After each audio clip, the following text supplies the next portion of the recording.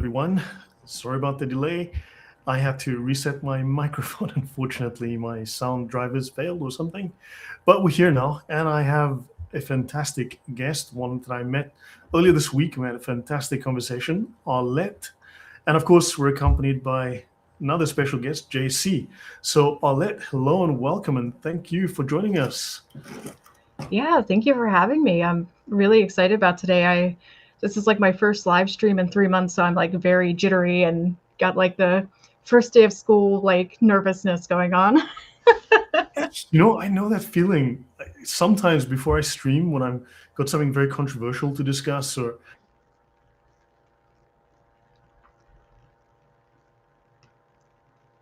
I understand. Um, I'm okay. You said something, and I think we had lost you entirely. I don't know if it was only at my end, but we didn't hear your comments. I think it was your okay, internet yeah, I connection. said sometimes I still get that jittery, nervous feeling before I stream. But Arlette, yeah, yeah, I think everyone sort of knows JC from the Quranic Endgame. And he's been putting out some fantastic short videos discussing the Hadiths, but from a Christian perspective, like how Jesus healed a man who couldn't walk. And he said, "Would you like to be healed?" And the guy said, "Yes." So Jesus called over a camel, got out a glass, and started to, shall we say, extract the essential yellow fluid from the camel. And the man got up and ran away, which is, which just shows how ridiculous these particular Islamic stories are. But Arlette, you've got a very particular story to tell. You were a pagan, you joined Islam, and you left Islam, and somehow you ended up on my channel. So yeah, you've got quite a story to tell. So please fill us in, tell us more. Yeah, sure. So, gosh, it's been one heck of a life, really. Yeah, I didn't really grow up with religion in general. I learned about different religious faith. My stepdad was Native American, and so he was very ingrained in his culture, but it was like very naturalistic, like Father Sky, Mother Earth, that kind of like not like oppressive or like no regulatory religious things to do. So that was kind of like my first introduction to like something beyond the material. And I didn't grow up with any religion. And when I was about 15, my brother went to college, and it was a Bible college, and I was like so confused because I was like, what do you mean Bible college? What does that like? Are you like going to school to make a Bible? Like, I didn't understand anything. Like, I didn't know what like the Bible was. I didn't, I saw Christians yelling hellfire stuff on the sidewalks. That's what I saw Christians as. And he was going to become a pastor, but a very particular sort of pastor for a particular kind of denomination. I cannot remember what that was, but seeing his experience after growing up in an atheist household, having any difference of opinion and being told he's going to go to hell, or that he, got fired, he got let go from like his internships. Like it was just a lot of chaos and just not a very good intro to what Christianity can be. So, Right. I couldn't get into that, but like my upbringing wasn't very good. There was a lot of abuse going on and stuff. So, Sorry. that also ties into how I joined Islam later. But like late high school, early college, I started dabbling in like paganism, natural earth, appreciation. I did all the witchcraft. I did the tarot. I had a very successful tarot business. It was almost 6 figures at one point. So, I was pretty good at what I did. And, I latched onto that because it felt like that was the only thing I really had control over. Right. Nothing else in life really offered stability. Every environment I kind of went into, people were just not very kind and very accommodating. And so I don't know. So you were I searching just, for belonging. You wanted something that yeah, wasn't yeah, threatening, like, that something would give you peace, allow you to just relax and trust.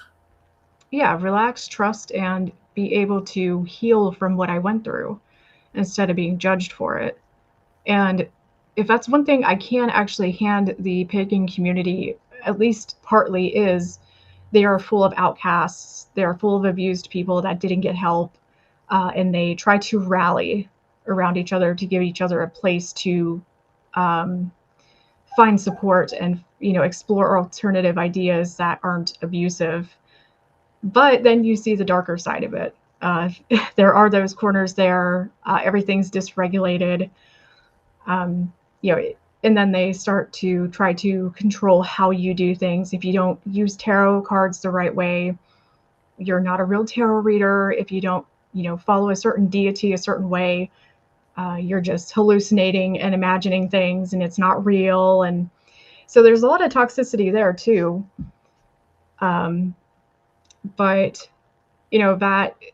that and my bad experiences with Christianity, on top of like everybody in that pagan community hating Christianity, we were always like, the church is hiding things, the church is bad, Christians, trying to control the universe. Like we were into the conspiracies of like the Gospel of Thomas is one of the true gospels, which you can see where I'm kind of heading with this, that Yeah, the that's very alternative Gnostic. It's gospels. crazy how the whole Gnostic idea, the secret Yes. knowledge, which leads to conspiracy theory thinking, and that actually, you said, infests like the Wiccan, pagan, witchcraft communities. Oh yeah, yeah, it's rampant because they need a reason to dislike it. On top of like the community just treating Christians treating them bad in general, they need to think something larger is being hidden, some grand truth or something. So yeah, and that really helped me accept Islam later, even though Islam is monotheistic.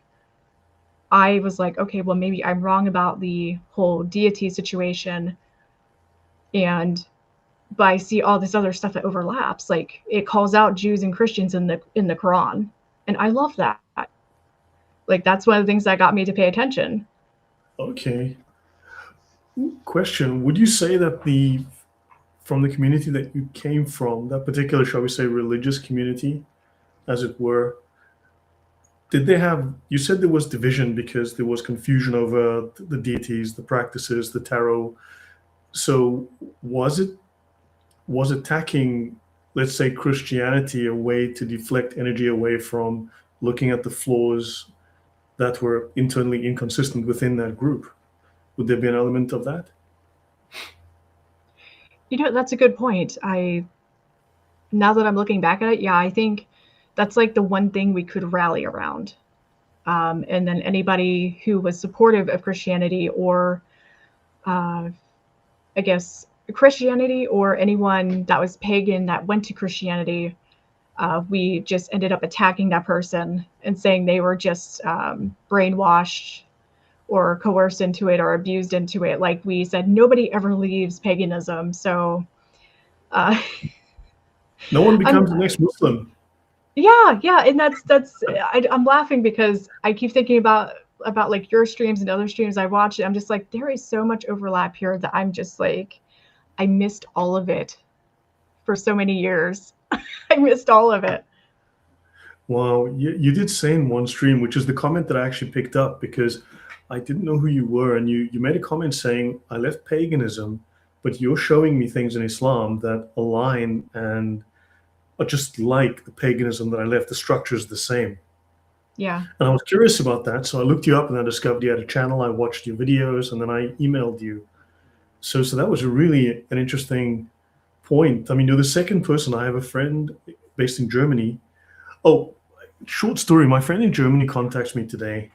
He escaped from a cult when he was 15. There was abuse. His mother was part of the cult. They believed they were all Jesus Christ. The Krishna consciousness, but now it's the Jesus Christ consciousness. And they are Gnostics. They believe in the same, the Apocryphon of John, and what you mentioned, infancy Gospel of Thomas, and they believe those are real, and so on, right? And I actually read the Apocryphon of John after he asked me to, because that was one of the foundational texts of this group. But he called me today to say in Germany, they were invited to a Muslim wedding, Muslim couple, but the venue they got married in was a Catholic church, but the Catholic priest wouldn't obviously preside over the wedding, but they wanted a Catholic venue for some reason. And then presiding over the wedding was a Protestant priest with an imam in attendance, both presiding over the wedding. And he said this was bizarre. I have no idea. So, yeah, some strange things are happening in the world.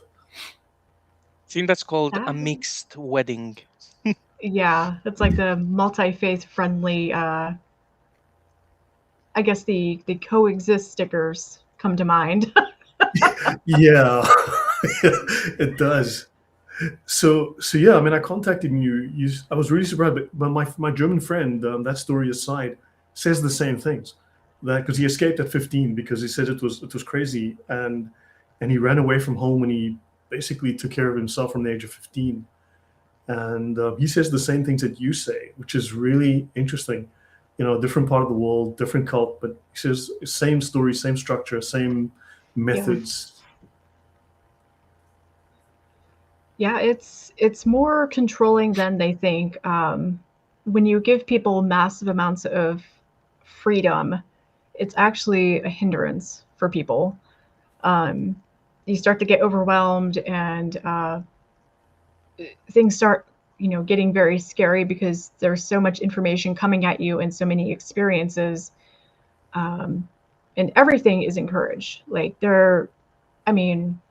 mushrooms, like hallucinogens, all kinds of like gambling money, spending massive amounts on crystals and stuff. And then like once you start not doing those things anymore, you start getting ostracized from the group that you're in.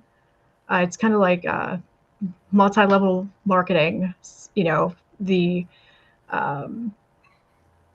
it's like an MLM. It's you get sucked in, and then you get all this like support and love, but you have to keep buying stuff, and you have to keep participating in like what the main people that you're around support and want you to be in.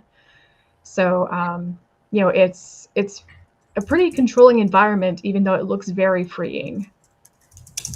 And a lot of pagans actually go through that, which is why a lot of them either come out with like massive amounts of depression. Scrupulosity can actually be a thing with them because they were afraid to do things wrong. So they become like very rigid and scared of like signs around them, like seeing certain numbers repeated or certain symbols.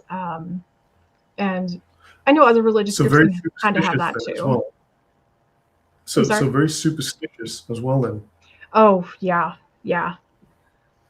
Very. Because something I've read about, I've talked about it on my channel, but I haven't really dived deep into it, is that if you look at Islamic culture, it is also highly superstitious.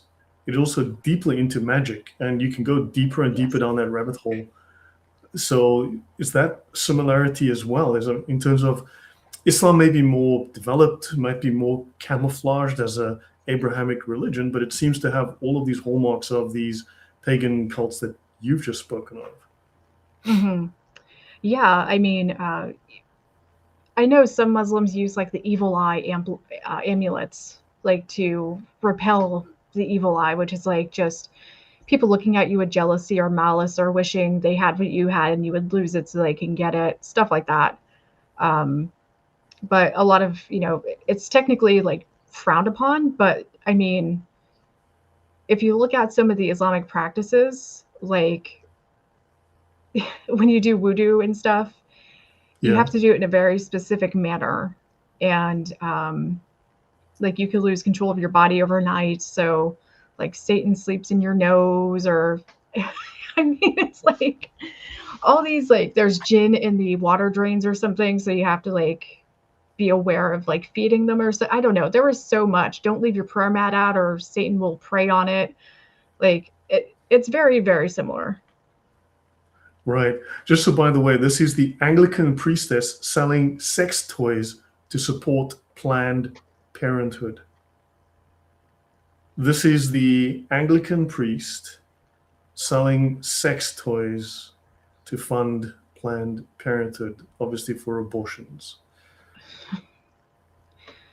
Oh man, Just very disturbing. I'm not even surprised. And this is the church that I come from, the Church of England. And this is what it is today. This is what it's become. And I mean, this is just the latest in a long line of such egregious, I don't know, misbehavior. It's hard to know what to even call it.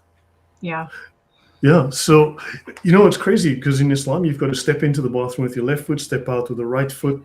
And it's all controlled in the Sharia. You've got to say a certain prayer as you go in. You've got to say a certain prayer as you come out.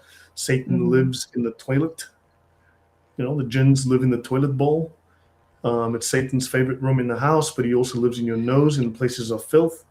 It's really crazy, but you also have to drink camel urine. It's for health. It's just, but you mustn't let urine touch your skin, because if urine touches your skin, it's one of the greatest causes of sending women and men to hell in Islam, urine touching the skin. But also if in the Hadith, if urine touches your leg, you should cut off that piece of skin, but you should drink it for health reasons. And you're like, this does not compute. No, there's. There are some Muslims that I have met who were actually very secular, but they would be absolutely paranoid when it comes to superstition. So it looks almost like these things begin with, well, you have to do this in this manner. But then it becomes, well, if you don't do it, bad things are going to happen. And then they become like increasingly more scared, more frightened. So really, what could be superstition, like don't walk under a ladder or something like that, it becomes like absolute panic to even thinking about it, like paranoia. It's very interesting how the progression goes the deeper you are in it. So is these sort of things that you have experienced with Islam, like they reinforce this sort of behavior that becomes superstition, that becomes paranoia? Yeah, I mean, even the Sunnah can be superstitious. Like if you deviate from anything Muhammad did in his life, like they were so afraid of imitating the non-believers. I mean, my ex-husband, after a while, like when I first married him, a year after converting, I was very liberal Muslim at first because they throw the hijab is freeing and it protects you, and yada yada, you can own property, blah blah blah, all the stuff.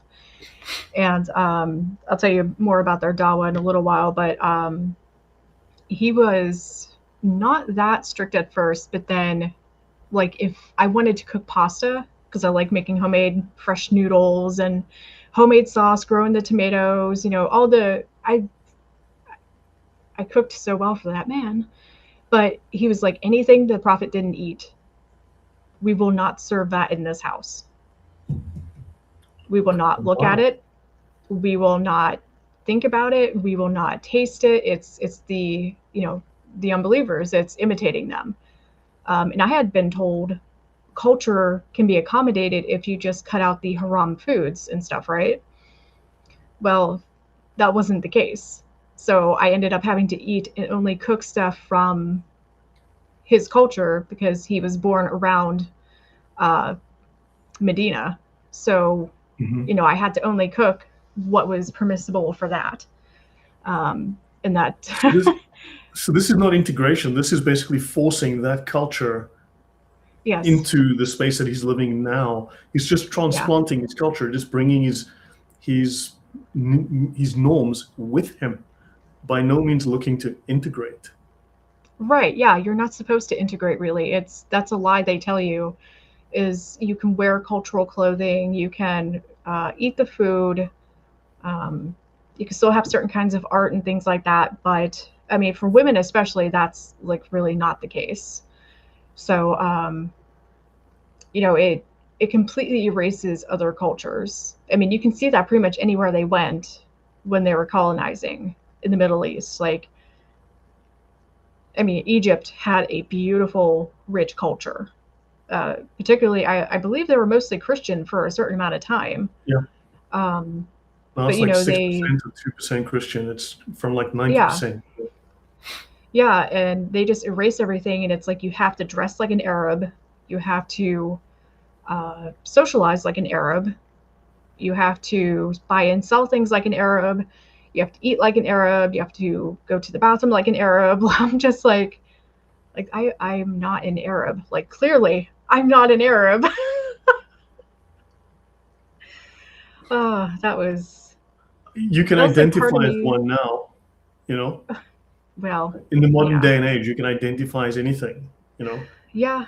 Just say I feel Egyptian today. I mean, technically, my genealogy has Egyptian in it, but you know, I could just say, oh, I feel like I am an Arab woman today.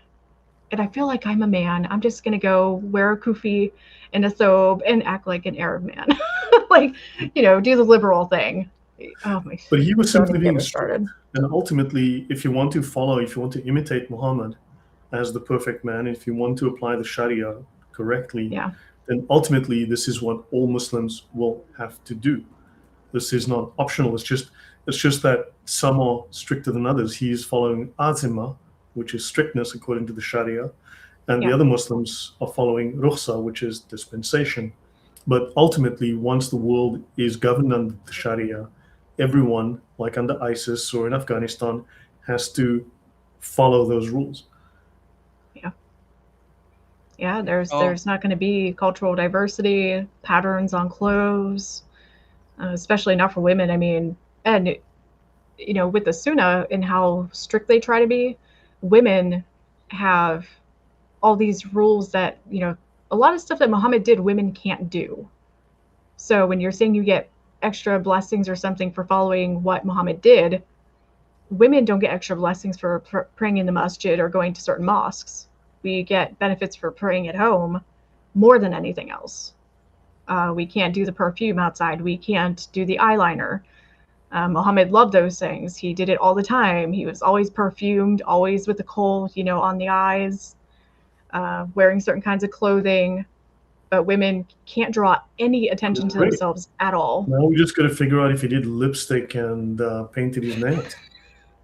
Well, I mean, women can't do it, so maybe Diha Al Kalbi, you know, was his nail painting partner.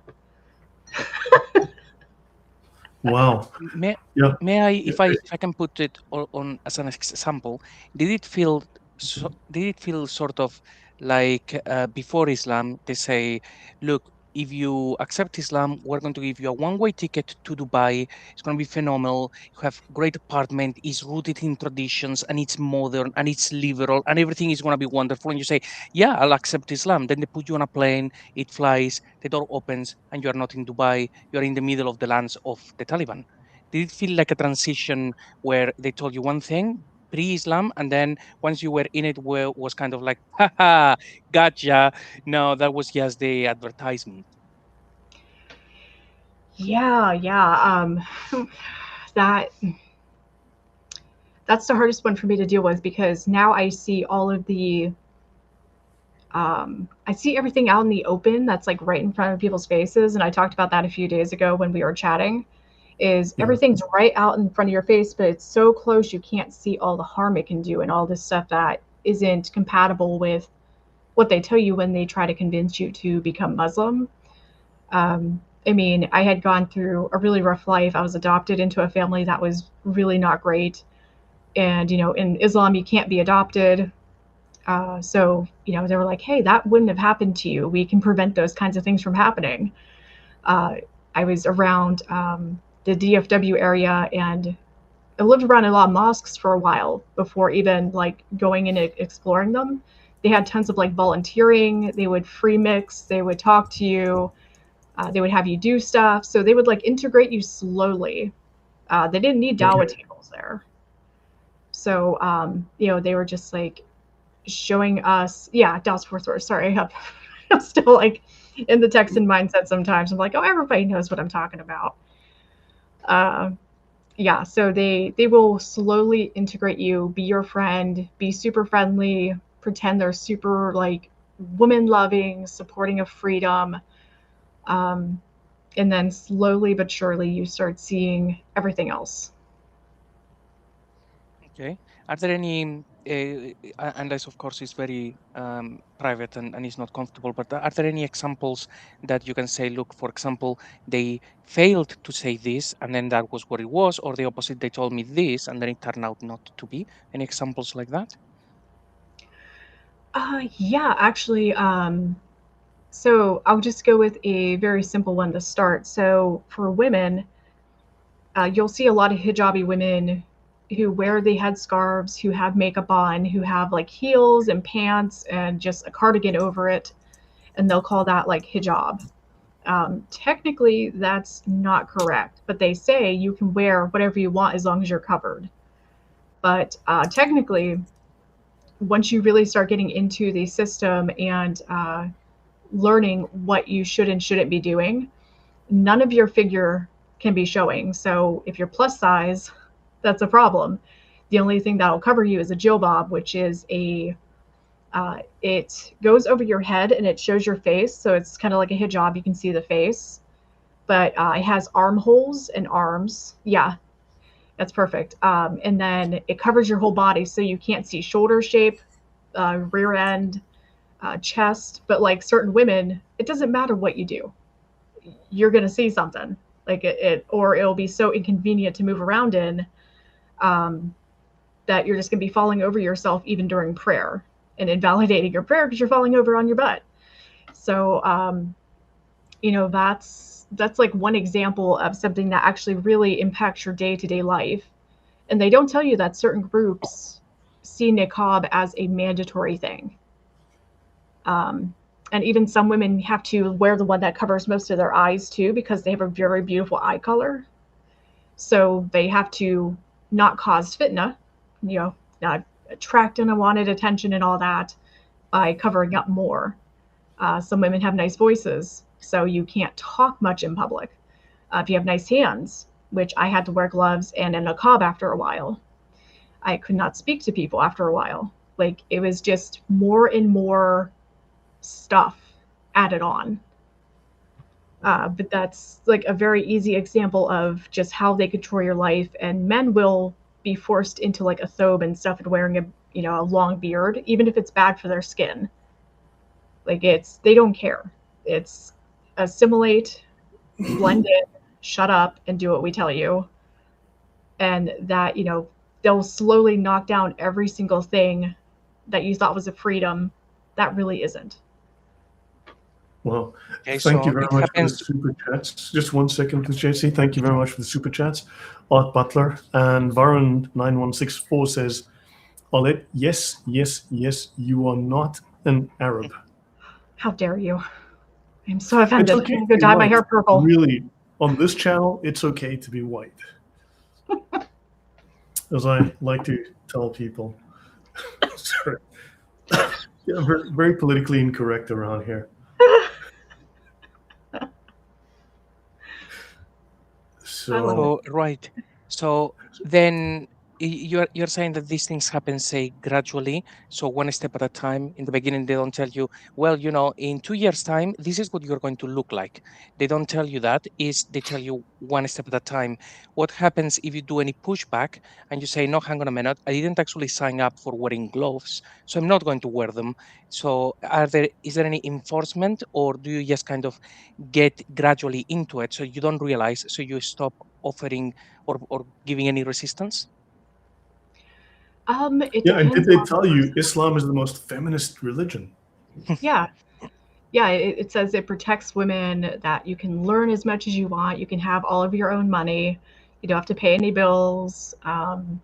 You're protected. Like if anybody even looks at you funny, like Muslim men will jump on them. Like, and for someone that grew up in a situation where I was harmed a lot, completely covering myself like that, at first it felt like, oh yes, please, like, because people are gross and men are, no offense to anybody here, but I had a very bad impression of most men growing up.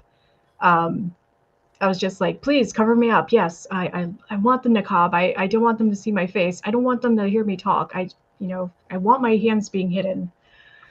So it felt like a safety net.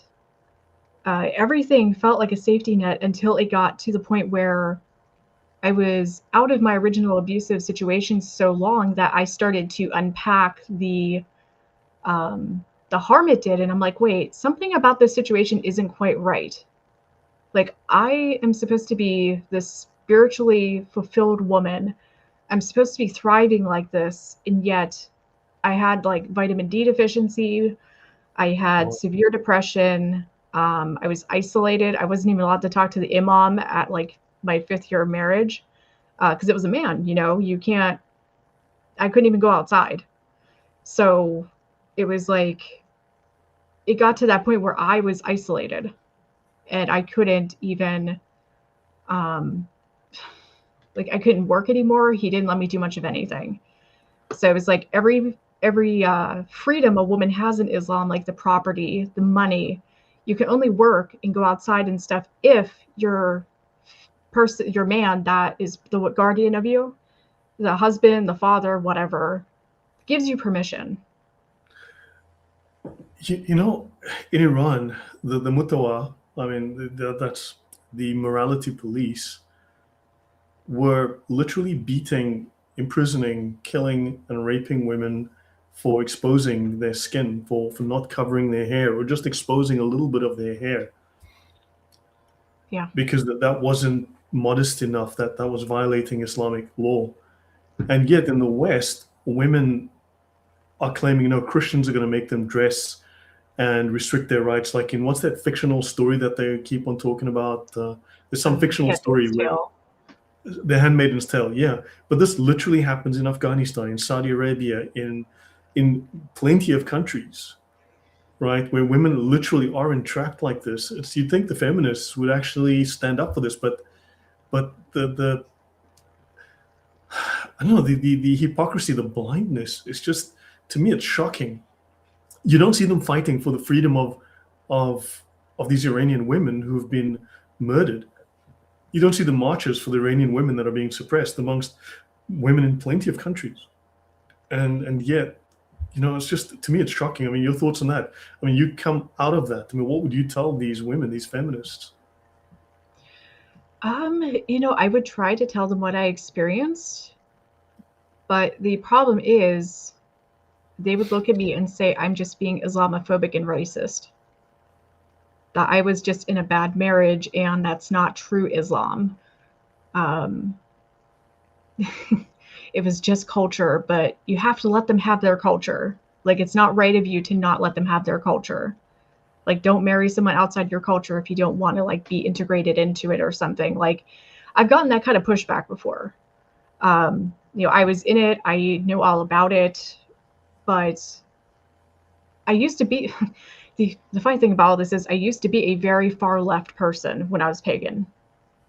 Very far, like to the furthest left that was almost looping around to becoming right. Like far, let everybody have what they want, do whatever they want, free society, free money, like, and I know exactly how to respond. So I think that's why I try to present it in a more academic manner, in a more, I understand their point of view, and I understand the other point of view, which is women getting harmed, and even the men get harmed in Islam. So it's not just women. Like, men get disrespected and harmed all the time.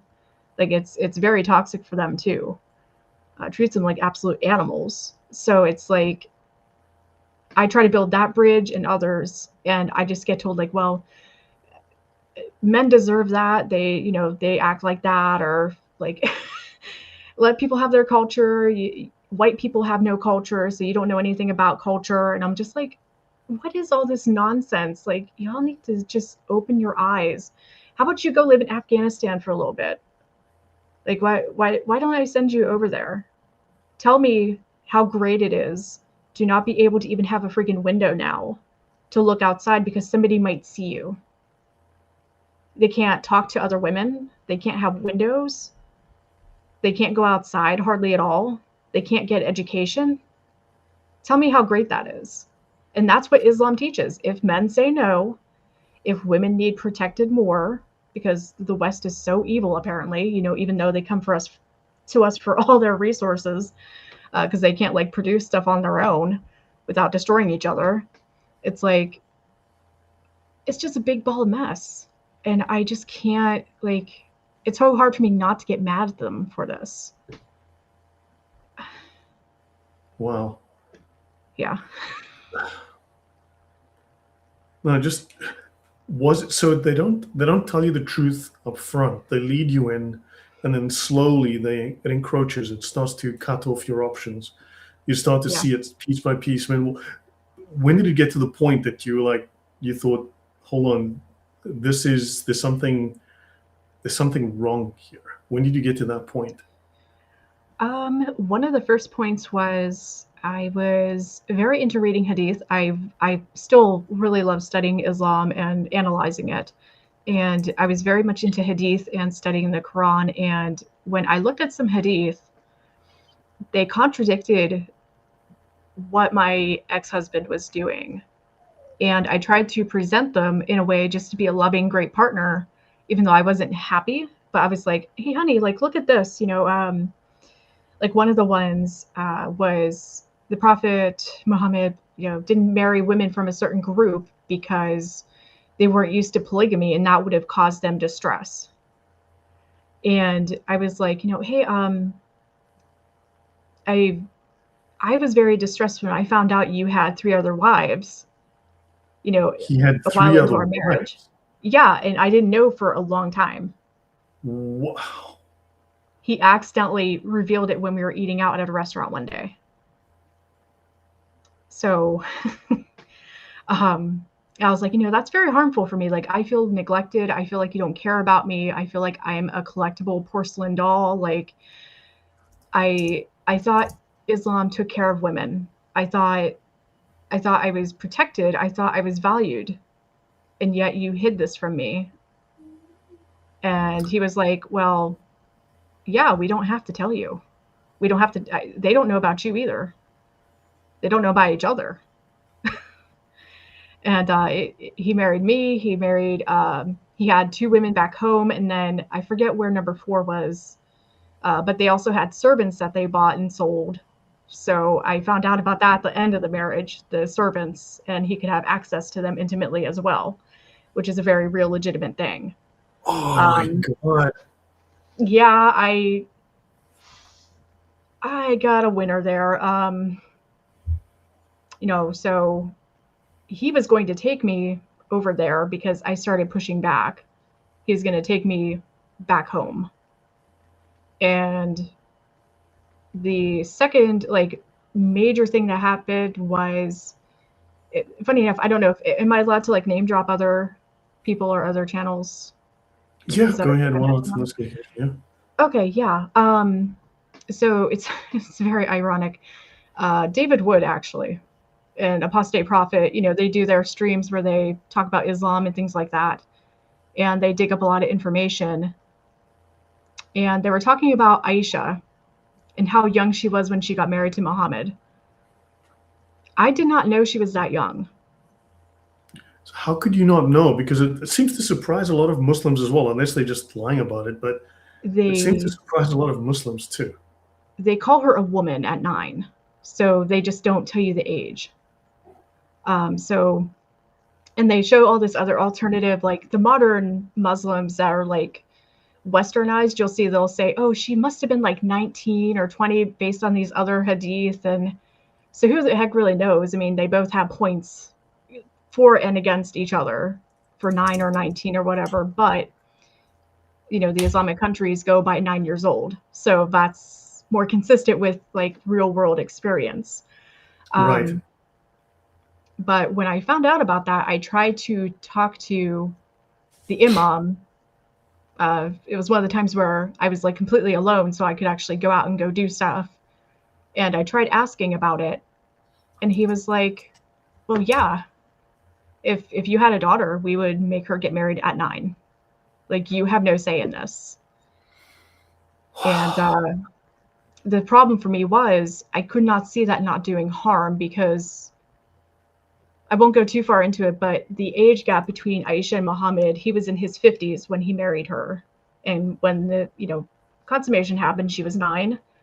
When I was young, I was assaulted by men that age gap with me and them, that exact age of her. That's how old I was.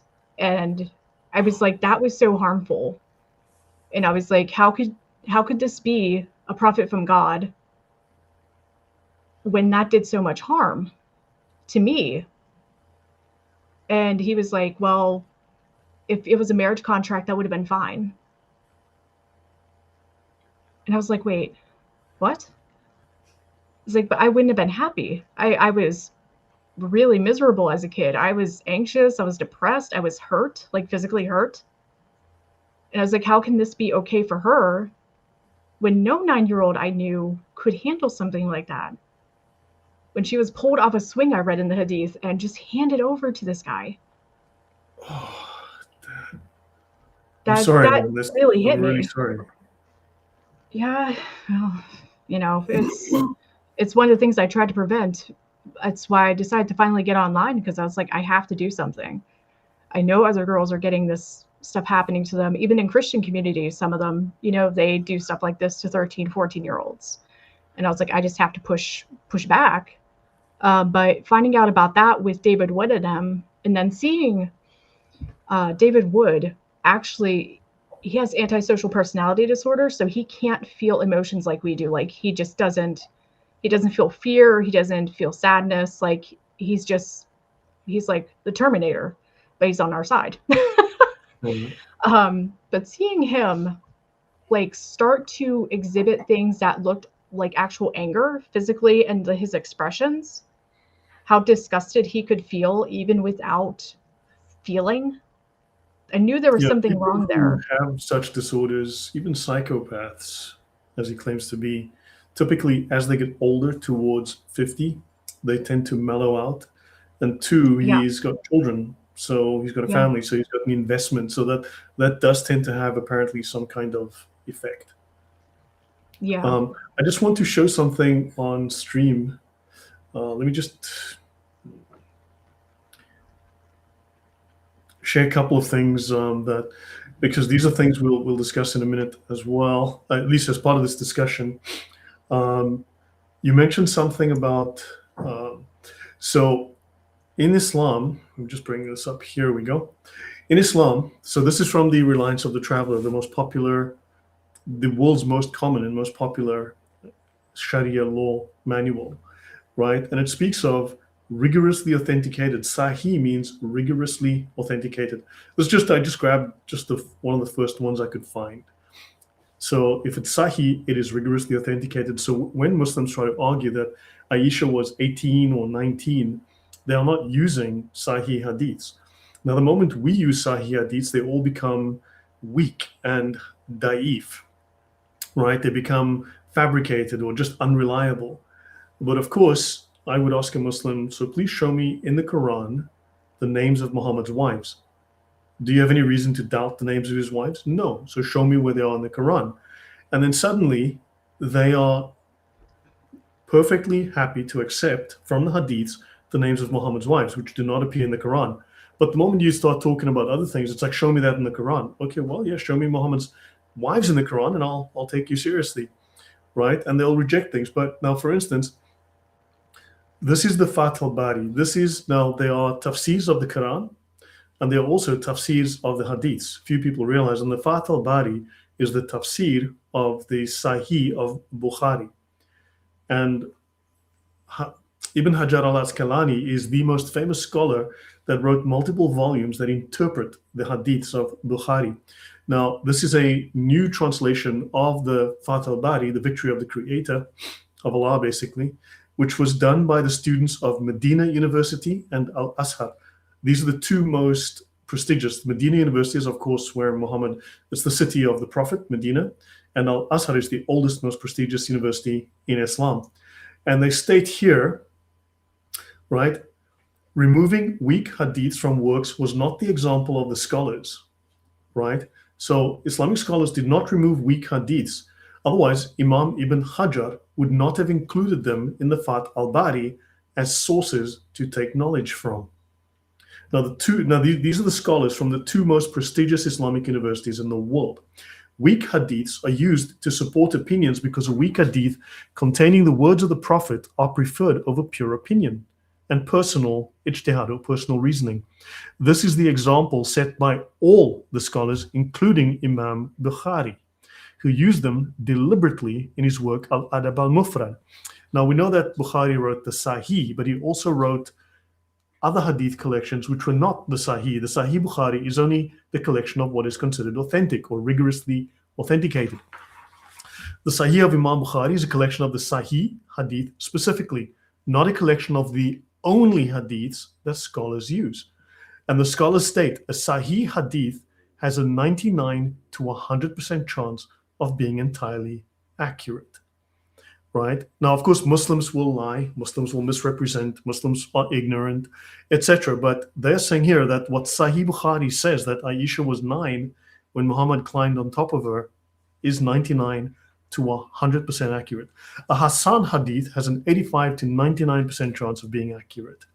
A Da'if hadith has a 45 to 85% chance of being entirely accurate. Even a fabricated hadith has a 45% chance of being accurate, since the grading it was given may have been wrong, or the fabricator may have spoken the truth in this instance. Weak hadith should not be treated like a fabricated hadith, because an 85% chance of being entirely accurate is a very high chance. And Muslims want to deceive us, so please keep this in mind for the audience. Take a screenshot of this, keep this in mind. It's in my archive. Check the Google Drive archive below. Look for the Fat al-Bari. I'll just get the name here. So the Fat al-Bari, look that up, because that will refute Muslims lying to you about the status of the hadiths and their authority. Your thoughts on that, Arlette? It makes a lot more sense now, where I was confused why weak hadith were actually used. And now that makes a lot more sense. I didn't have access to this before, so I'm definitely going to take a look at it. Yeah, that makes a lot of sense. I can see why even like the camel urine drinking and stuff like that is taken seriously, when they will take a completely known, most likely to be fabricated hadith and follow it anyway, because it's still kind of useful. That's I mean, we can read horrible. the reliance in the Sharia. The meaning of this hadith, although the hadith is not well authenticated, in other words, it is weak or da'if, it is true. So you can find this all over the Sharia. They utilize weak hadiths and non-rigorously authenticated hadiths as sources of evidence. So Muslims will just lie out of embarrassment and shame. That's unfortunately very, very common. If I may, Yeah. about this, particularly when it comes to Aisha, that could be a whole conversation, but it's quite simple. We look at the history, and for 1,350 years, there has not been discussion. Everybody knew the age, everything was fine. The moment that Islam has made it into the West, all of a sudden, it's a problem. Nobody knew anything for the last nearly 1,400 years, and she was an adult. And it's like, your sources don't say that, your practices didn't suggest that, and we have that for all that time. So this is just part of the whole Dawa script. On Sharia, as disturbing as the thing with Aisha is, I think Lloyd has shown sometimes other things that, please just don't show them now, but that there are rulings as to what to do when a girl is taken who is even less than 9 years old, and there is no even age limit, which is even worse, but that's not being told to people. And to join that with your experiences, Arlette, one of the things that I have seen a lot is women, Muslimas, full niqabis, going out there and saying Sharia is amazing, we need Sharia in this country, which is like chickens for KFC. It doesn't make any sense. So when you were in it, were you made to believe that Sharia was absolutely phenomenal, that it had to be imposed? Were you led to believe that without knowledge, or how did that work? Yeah, I mean, it was presented as divinely ordained. And there were obviously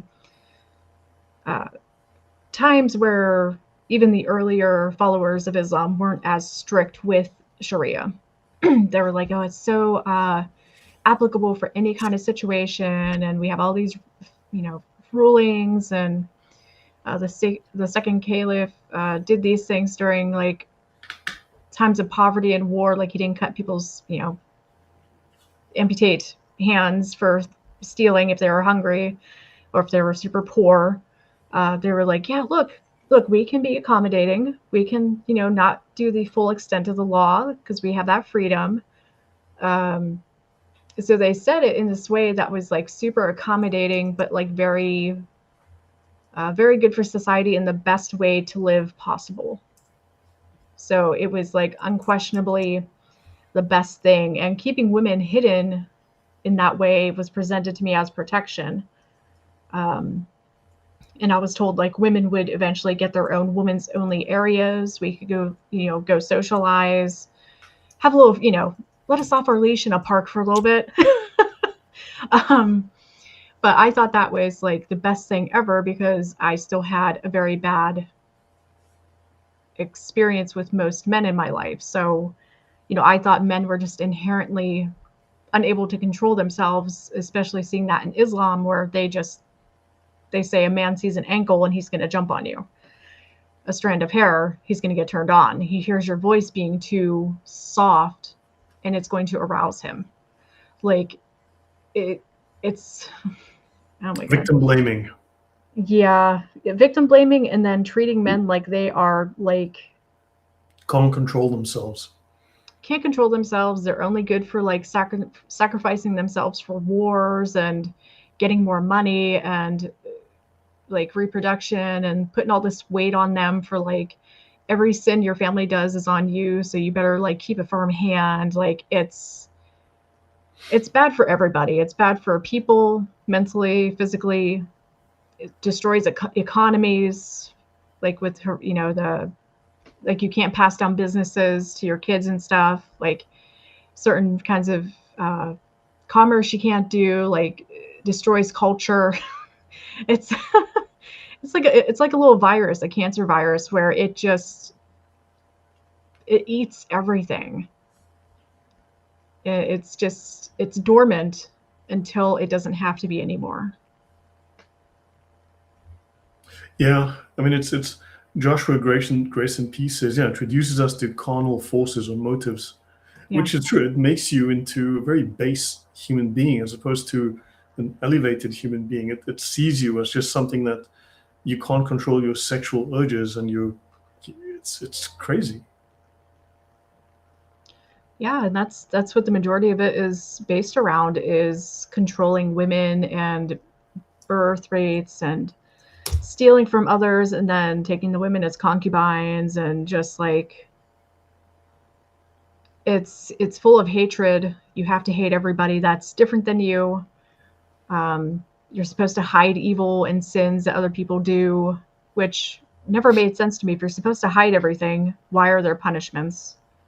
Like, should you just have one punishment for the one that like exposes the sin? I don't know. Certain things like that, like it just doesn't make sense. A couple of things I'll show you here then. For instance, if a man looks at you without permission and you threw a rock at him and knocked out his eye, you would not have committed an offense. This is in the Sharia, for instance, right? Whoever peeps into a house without its people's permission, they may put out his eye. Wow. This Very is actually civilized. allowed within Islam. Very civilized. Yeah, very, very uncivilized. But I mean, I can show you other sections from the Sharia, which is on deception, but it states that a Muslim that reveals the sins of another Muslim is creating an even greater harm. Mm-hmm. It is better to hide the sins of another Muslim. For instance, if you go through the discussions on the massive rape gang culture, the Pakistani rape gang culture, it's not Asian because it's not the Japanese doing it. If you look at the Pakistani rape gang culture in the UK, I don't think there's a single instance, at least the most recent interview that I watched on the topic, there's not a single instance of a Muslim coming forward and giving evidence against other Muslims to say, hey, there's a crime happening, we need to do something about it. I don't believe there's a single instance of that, because within the culture it states that for you to reveal the sin of another Muslim brings shame on Islam, and you'll be punished by Allah because that's an even greater sin. But if you cover up the sin of a brother Muslim, Allah will cover up your sins on the day of judgment. Yeah, that that makes so much sense with even how I met my ex-husband. I was attending Epic Masjid in Plano, and they have like a marriage service, and so they it's so silly. Like, you literally fill out paperwork that's kind of like a resume, because you can't really free mix and interact with people that are your opposite gender as much as, you know, you would need to like know if you should marry them or not.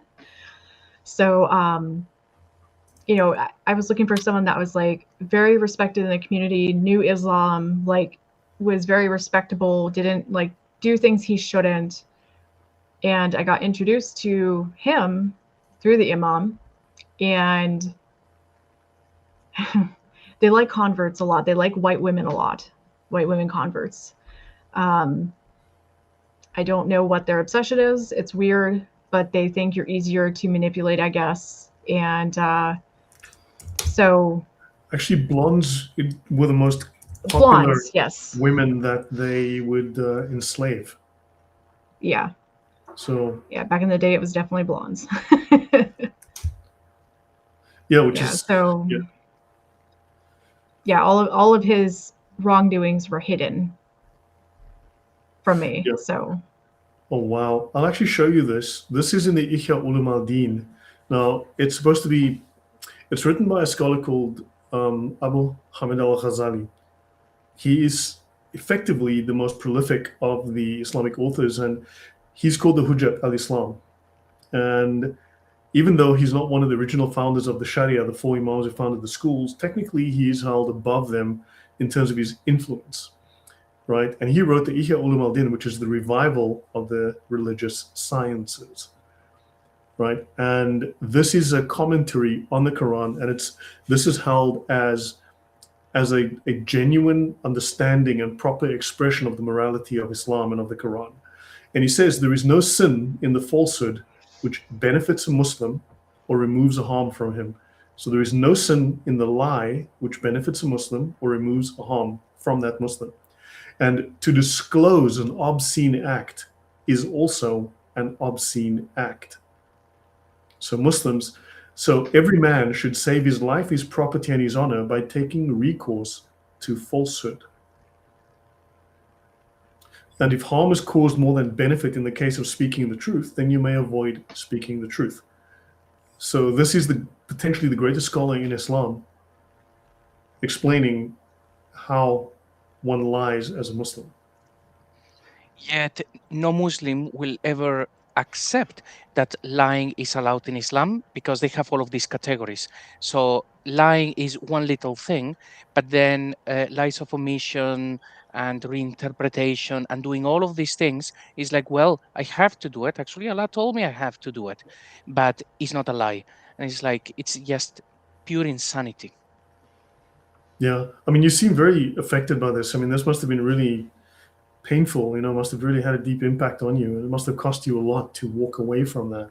Must have been very painful. yeah, especially just like I said, I didn't have the greatest start in life, and so when all this was starting to go wrong, I saw that like my whole life was actually a lot more abnormal and harmful than I originally thought. And so that started me on the path of like trying to recover from it. Like the relationships I had weren't like normal, they weren't healthy. It took a lot of learning, especially after I got out of this. It's been a really, really hard process. It's very isolating, especially when you come from a background where you're already isolated. So if I may, so going into Islam, everything is great. I mean, they sell a great unicorn, and basically you just tell the Shahada you are in. You're going to have this great Ummah. It's going to be 2 billion brothers and sisters. Everything is going to be phenomenal. So I suppose that living Islam is also super easy. You just say, okay, I've had enough. Thank you guys. And then you just walk away, right? They never talked about anybody leaving. Tell me Maybe more. it's because they do, if somebody tries to live in traditional Islam, they will just have their heads removed from their shoulders. So they don't have a process for people to do that safely because they never had to deal with that in the past. Yeah, I guess so. Yeah, it's different in the West. I mean, people can leave, but they will still. I think a lot of people don't understand that, like, when you leave in the West, you can still have people come after you. Like my ex-husband has been doing that for years. His family got me fired from jobs and stuff. Like, they will make your life miserable until you come back. Wow.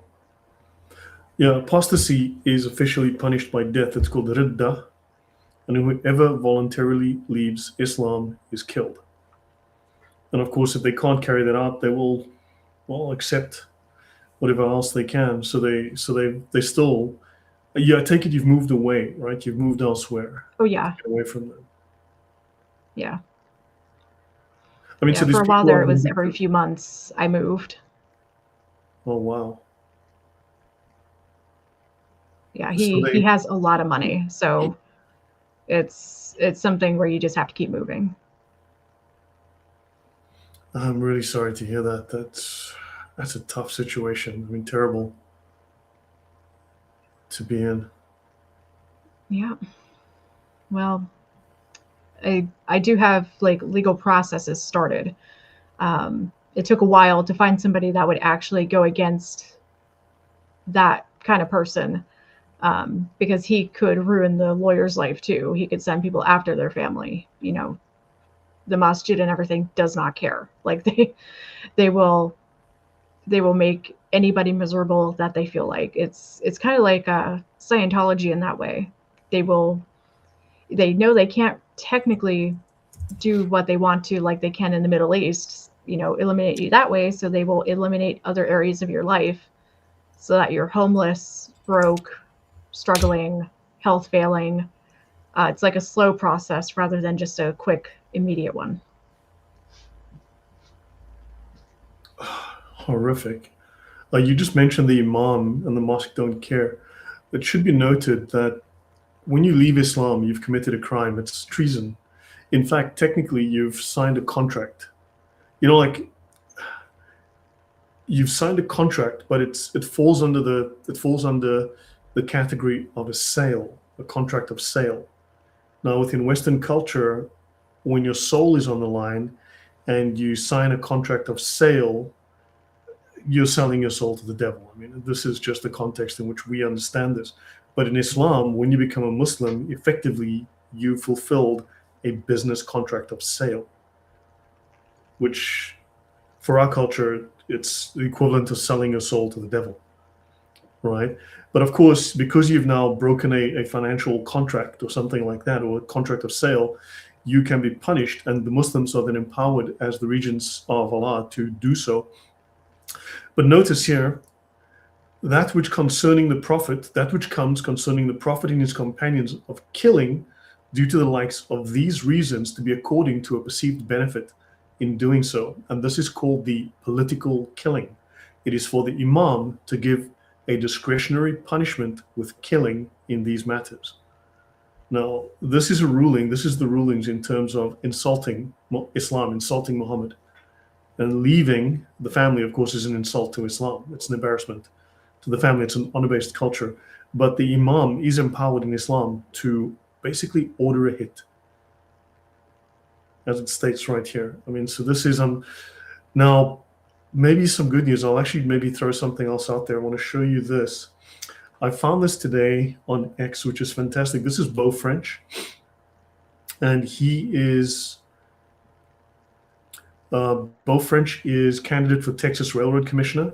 He's an entrepreneur, CEO, investor, and he spoke at CPAC a couple of days ago, right? And he gave a fantastic short speech here. We call it Sharia, but the problem is Islam. He was on the stage and he stated bluntly at CPAC, Islam is the problem. Muslims are the problem. He didn't sugarcoat it. He called it straight up. And he says, I speak to people. I speak to roomfuls of audio. I speak to full rooms filled with people. I speak to large audiences. And I ask them, how do you feel about the Islamization of Texas? And he says, every single hand in the room will go up. There's no one who's not concerned about it. And he's starting to make a noise. The man is a fantastic speaker. He also then gave this speech. The only way we are going to stop the Islamification of Texas and America is not just by banning Sharia law, not just by banning the call to prayer, not just by banning halal slaughter, which are all things I've called for, but we have to send them all home. So the same cry that is starting in the UK and it's starting in other countries, the sentiment is changing. And I think at some point it's going to flip. It's going to reach the critical mass. And sure, I'm not saying it's going to be an easy process, but people, the voices, like we are talking, for instance, 5 years ago when I started, or more, 2018, 19, when I started talking about the Sharia, people had no idea what it was. People were looking at me strangely. Now, everyone is using the word. Everyone's talking about it. Everyone realizes it's a component and a critical, integral component of Islam, right? I mentioned how I was involved with a group that was lobbying the Texas government, right? Especially with what was his name? I keep forgetting the guy's name, but the congressman for Texas, to eventually ban the Muslim Brotherhood and to recognize Sharia for what it is, and it worked. And so now we're seeing it's taken years, but the message is filtering through, and I think your voice and all of us who are speaking about this, it's starting to filter through. It's definitely, you don't have to reach 100% of people. You just need to reach enough people. And I think we're at that cusp now. We're starting to get influence and things are changing. Also, I mean, the queen of Somali fraudsters, she's been helping a lot. You know, we all know who Ilhan Omar. And now Vice President J.D. Vance has stated yesterday that the government now has evidence and proof that she committed immigration fraud. This can incur denaturalization. It's a normal legal process. You lie in the immigration forms, you get denaturalized, you get sent back. And they said now they've opened their case. So let's hope something happens. But once that first domino falls, you've now set the precedent. So hopefully there's reason to take hope, and to be positive. Also, Attorney General Ken Paxton, Texas, the development of the potential Sharia city in Kaufman County has ended following my investigation. So they're starting to take action. Now, maybe not enough yet, but it's at the point now where the attorney generals are looking at this, and there's a coalition forming to ban Sharia in all of the US states. So this is growing. So I'd say these are reasons for positivity. I mean, because you told us that you were involved with Epic City and so on, and we can definitely get into that discussion. But what do you think of the positive news we see here? I mean, hopefully this has teeth, but what do you think of this news so far? I'm trying to be positive about it. I love seeing all the documents released, saying, hey, we're going to stop this. And I like how with each release, they're tying it into the local communities, as well as that release was showing. I actually saw that this morning. I was very excited. It would be 20,000 outsiders being housed in Kaufman County, and the water supply, it could not handle something like a compound or something like that. So, they plan, I don't know if people understand how American, well, we don't have to go into all the extra details of allocating resources and resource management and stuff, but in Texas, they have their own power grid, and they also do a lot of their own water management. And so they are very strict because of how dry it can get with water at times. We're even asked not to run our faucets. So with voodoo and other wasteful methods, and just they're not going to contribute anything. They're just going to make their own compound, lock everybody out. I'm hopeful seeing stuff like this happen because it would have a negative impact on the existing communities in more ways than one. And it's good to bridge the gap so that people understand how it's going to impact people currently and people they know, not just say, oh, Muslim city bad. I think that's a very positive step in the right direction. And, Epic, geez, like they have so many things in the works, and they already have like compound like areas where I was living. So they build in the worst areas. I swear to you, like they don't have, I'm trying not to be like, trying not to be too rude about it, but like when you put something in a floodplain and you don't plan for that, and you don't have sewage planned, which they never have sewage planned. They never do. They don't care. The same problem exists in Dubai. The same problem exists in Mecca. Yes. It's them trying to bring Mecca here, or Medina, or the Middle East here, and they're like, oh, we can have basements, and we can have all this stuff. We can store our meat. We can have extra community areas. We can have women's prayer rooms in the basement. And I was just like, y'all don't understand Texas soil. Like you can't put basements in the soil. And they were just like, oh no, Allah will provide. We'll be fine. We'll figure it out. And I was just like, that the soil is, it's not basement friendly. You will collapse your foundation. It will flood. It will sink. You can't. They don't think these things through. They really don't. They just throw money at it and want it to be a bubble, a cocoon of Muslims so that they can start spreading their control. It's ridiculous. Yeah, but social media is acting against them because you see people putting up posts of the rape situation in the UK, France, Belgium, other countries, but especially the UK. You see these people coming in on their boats, and now they are armed migrants coming across the channel. You see the lack of response, and people are going, well, it's up to us to do something. You also see, for instance, you have now the revelation of the Somali fraud. And now you're seeing how these Muslims are tied into all sorts of fraud and scams. And people are going, but this is not fair. So there's a moral righteousness and indignation that's building, and a very rightly so. And this is starting to change sentiment. Now, the political will may not be there, but also you find that there's a political shift on the right. People are starting to vote people who are very much on the right side of the spectrum. And you start to see people starting to make, deportation, remigration is now becoming a common talking point worldwide. This is not now an isolated, extreme, far-right, crazy person issue. So this is now something so things are changing. I mean, especially now when you saw the Somali daycare fraud issue. I mean, that's to the tune of billions, probably. It's even worse than we realized because that was just one state, right? When he also spoke of Minneapolis, the fraudsters there with the health situation, right? So you're looking at multiple billions in fraud. And people are going, hold on, but they're stealing from my children. They're stealing from my retirement. They're stealing from my children's educational fund. They're stealing from our taxes.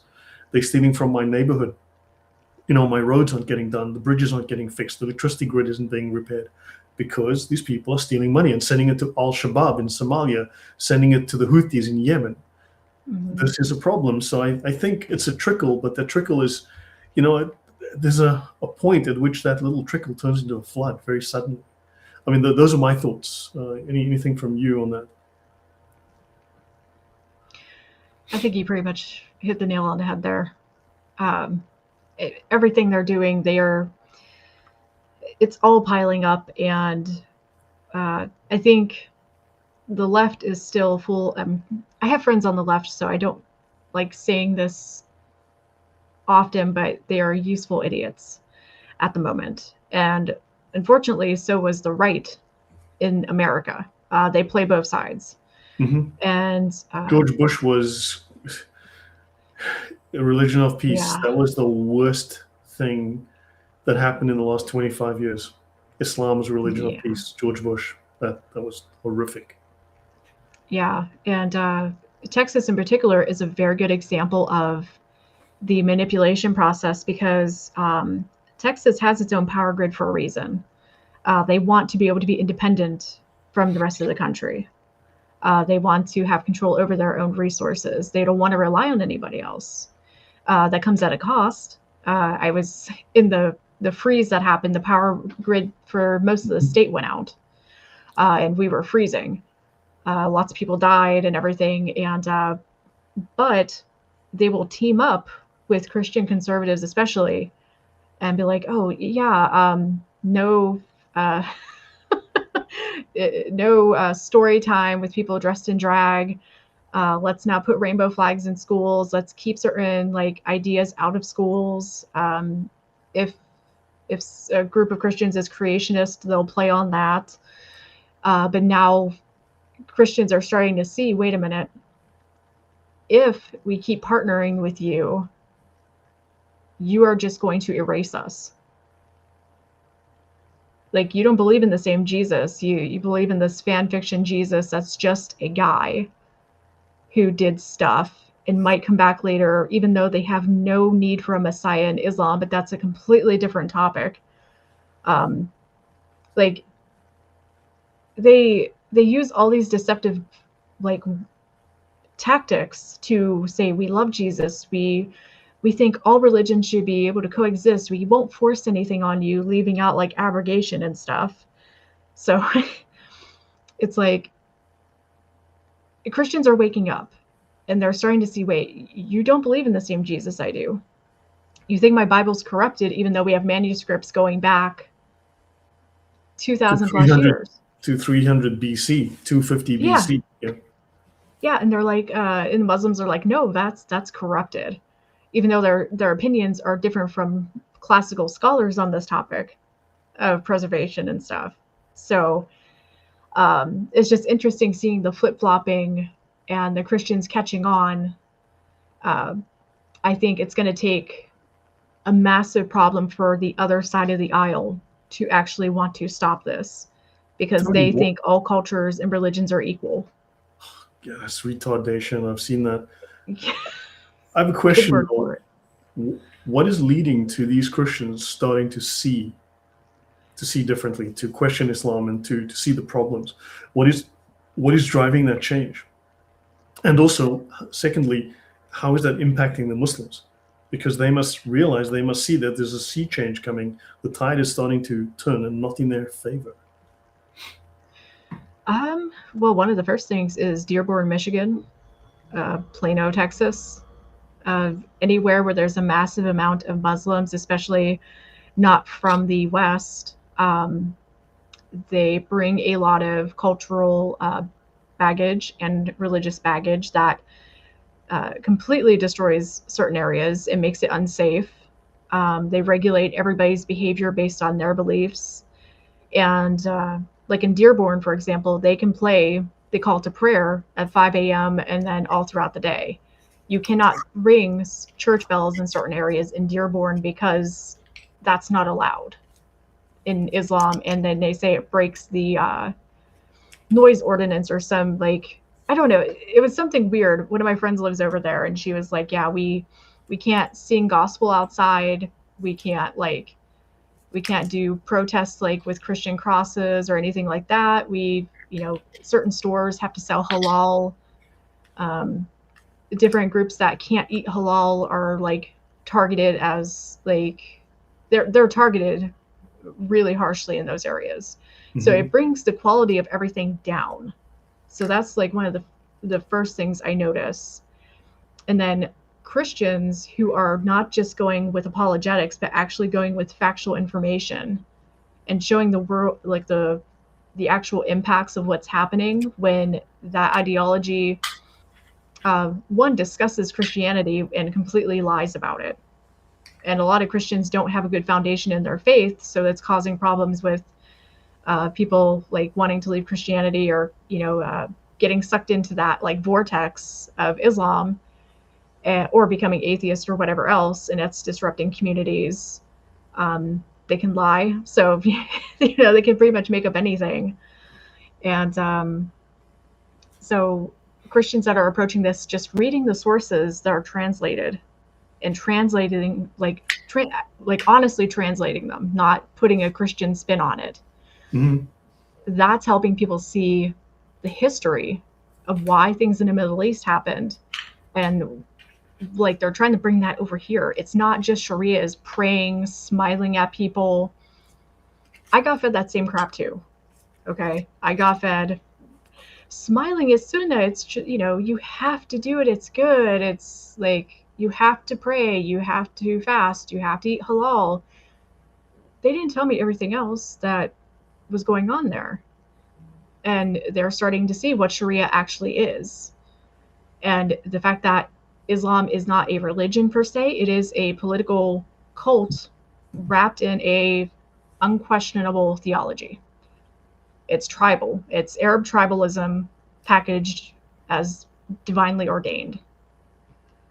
And that's not going to be compatible with Christianity at all. Right. So you said that people who were surrounded by Muslims or close to Muslim enclaves, they see this and they realize, hold on, this is not doing what it said on the tin, right? And they realize, yeah, I'm going to believe my lying eyes for once, because this is not what I expected. This is not how it's supposed to be. This is clearly violating my rights here as an American. So that's one positive. At least in America, you're more likely to be heard than you are in the UK right now, because, I mean, if you object to Muslims raping young girls, that's Islamophobic, and you can go to jail for that. I mean, in Germany, we've just had more than one case now. This week, there were 2 cases, because one case dropped, and then, of course, people went to check if there were others, and they discovered more such cases. But at various social centers, asylum/refugee centers, they discovered that the administrators, the people in charge of these centers, failed to report sexual assaults on girls by Muslim boys, because they said, well, they didn't want to bring negative attention on the Muslims because they've got such bad press already. And now, of course, people are saying, look, we need to bring criminal charges against these administrators for covering up these months and months and years of multiple sexual assaults. And I'm sure that's just not an isolated incident. I'm sure it's pretty rife. So besides personal experience, I mean, how is internet apologetics, like what I do on this channel and so on, because you heard from us, you heard about me and JC from other people. So how is internet apologetics, and I mean, how do you find what we are doing, impacting the other people? What's the ripple effect, if any, that you've detected? I think because you guys really focus on deconstructing the history and the origins, that helps people find it a little bit more palatable than someone shoving a Bible in their face. So, that is definitely a positive influence. It's just going to take a lot of time and re-education, and people not being afraid and not backing down. And you have to be able to be somewhat aggressive at times. A lot of I had a lot of Muslims come on my channel, and I'm pretty good at getting them to get off script and just have a conversation, and that's pretty hard to do.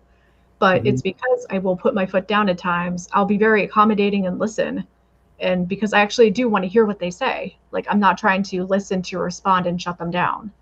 I want to know everything that you're talking about. I want to know what you're planning. I want to know what your thought process is. Tell me everything so we can have a discussion. But I think, going from that kind of approach that you all are doing with analyzing everything from history, comparing it to, showing the pagan elements, even if you have a Christian spin on it, like, what you all do is not fire, brimstone, insulting people and, chasing them away from listening. So I think stuff like this is definitely very important. I've seen a lot of other groups, even some atheists, They're not particularly online. I've seen some local groups, but they start reading the Hadith and they start reading the Quran out loud and they read the traditional commentaries. And they're like, hey, this is what they actually believe. And this is what they've been doing. Like, they can't modernize. That's against their belief. They have to take us back to the 7th century tribal Arab culture because that's what Muhammad did. So they can't progress. They can't cooperate unless they're weak. So either kick them out or make it impossible for them to gain any kind of traction. I hate saying that. Cut the funding. Stop the welfare. Just literally cut off the funding. The remittances, cut off the remittances, or heavily tax the remittances to discourage those. But cut the funding, cut the welfare, cut the benefits. Most of them will just suddenly have to self-deport because the money is enabling this, right? Yeah. There's obviously that. There's plenty of issues. There's also obviously lots of, shall we say, leftist administrators, judges, and so on in places of authority that are just permitting this, enabling this, failing to take a stand on this. But do you find that what we're doing is having an effect, that the internet is starting to positively impact people's knowledge, consciousness, awareness, understanding, going beyond the standard narrative, beyond the Dawa scripts that we are filtering through? I mean, someone else told you about me, someone else told you about JC, because they were learning from us. I mean, someone I didn't even know about. But so do you feel that this knowledge is starting to filter out and people are starting to educate themselves and it's starting to have an effect, that it's, shall we say, inoculating people against the false Dawa script? And is it starting to impact Muslims? Are they starting to have to go on the back foot to try to spin their story? Because people aren't taking the story, but no, Aisha was a woman. I mean, I don't think anyone believes that anymore. You know, I think that horse has now fled the barn. You know, that ship has left the station. You know. Yeah, I do see some people trying to hold on to stuff like that, but it's so easy to completely debunk what they're saying. I do see a change. I see a lot more people reading, and especially when resources are compiled into easily accessible, like pre-packaged units for them to watch or download or look at online. I think a lot of people just don't have time to dig through it like we do. Mm-hmm. So when they have easier accessibility that you provide, especially and good discussion about it, that's easy to comprehend and it just integrate into what they already know about, like morality and like how healthy countries run and different belief systems. Like, I think that it's definitely helping a lot. I see even the Muslims that email me to try to correct my behavior at times. They can't, like, I'll give you an example of one of the most recent ones. He keeps trying to convince me that Aisha's marriage to Muhammad was healthy for her and positive to follow through all time, regardless of what happened to me. I've asked Muslims, okay, do you condemn Jeffrey Epstein for sleeping with young teenagers? And they'll say, of course, it was disgusting, it's horrific, it's pedophilic. Didn't marry them. So it's disgustingly pedophilic to sleep with a 13 or 14-year-old, but it's perfectly fine to have sex with a 9-year-old. It's time and place, Lloyd. It's a time and place. But then, unfortunately, this doesn't, because he's the perfect man and the perfect Muslim. He's the perfect example for all Muslims and for all time. So all Muslims should follow his example and have sex with 9-year-olds. But it's disgusting to have sex with a 14-year-old. I'm like, sorry, man, the contradiction here is rather blatant. And are you saying that Muhammad came out of a society of pedophiles? We'd like you to stay in your little barren desert location if that is the case. Yeah, they. I think, go ahead. JC? sorry, like you guys said, is about education. Islam could have lasted another 20,000 years if they stayed over there. But some brainiac had the brilliant idea to say, hey, let's start going to the West, and people are getting educated. What Lloyd mentioned that happened in the UK, well, that was going on for decades. But before, if somebody noticed something like that, they thought, well, this is a local gang. That's it. Nobody even knew what the word hadith actually meant, but now it's different. Now people are starting, well, not they are starting, now they are joining all of those dots. The same thing with George W. Bush when he said, Islam is the religion of peace. Lloyd, imagine that being said now. There would be tens of thousands, if not hundreds of thousands, of comments of people quoting hadiths, quoting Sharia. People didn't know that those things were around 20 years ago. So, what Joshua said in that comment, he's absolutely right. It's about educating the non Muslims. Those are the people that will make politicians open their eyes and say, hey, maybe I need to investigate these. Politicians, they don't just make decisions because they feel like it. They have to read the mood of the population. As the population learns what Islam is, then things happen. And just like it is very important, like these conversations, is so I assume, Arlette, that when you got into Islam, you didn't know anything about it, nothing about Sharia. But now there will be plenty of women who are considering going into relationships, going into Islam, and now they have learned about it because now the public is more educated and they will realize, no, they're selling me a unicorn. This was not around 20 years ago. So, Yeah. Yeah, and excuse me, my throat is like acting up today. It's it's interesting to see that a lot of women are having to reanalyze, I guess, their place in current society. Men and women are both, struggling at the moment to like find their place. And Islam gives you like this prepackaged, like unmovable, unshakable, like guarantee of different jobs and things you have to do, and the worth you provide. And so showing them all this information, it's just massively important, and educating them why like we see these things as harmful. I mean, if you tell someone hijab is oppressive because women in Iran get beaten for showing hair, or they're forced to wear it, that's not going to compute really, because they're like, well, that's just not real Islam. Those Islamic countries aren't actually practicing proper Sharia. Like, I hear that still all the time. They're not actually practicing Sharia. So like they have this warped idea, and like if you show them how these things are harmful, not just in a regime sense of like being forced by law to wear it.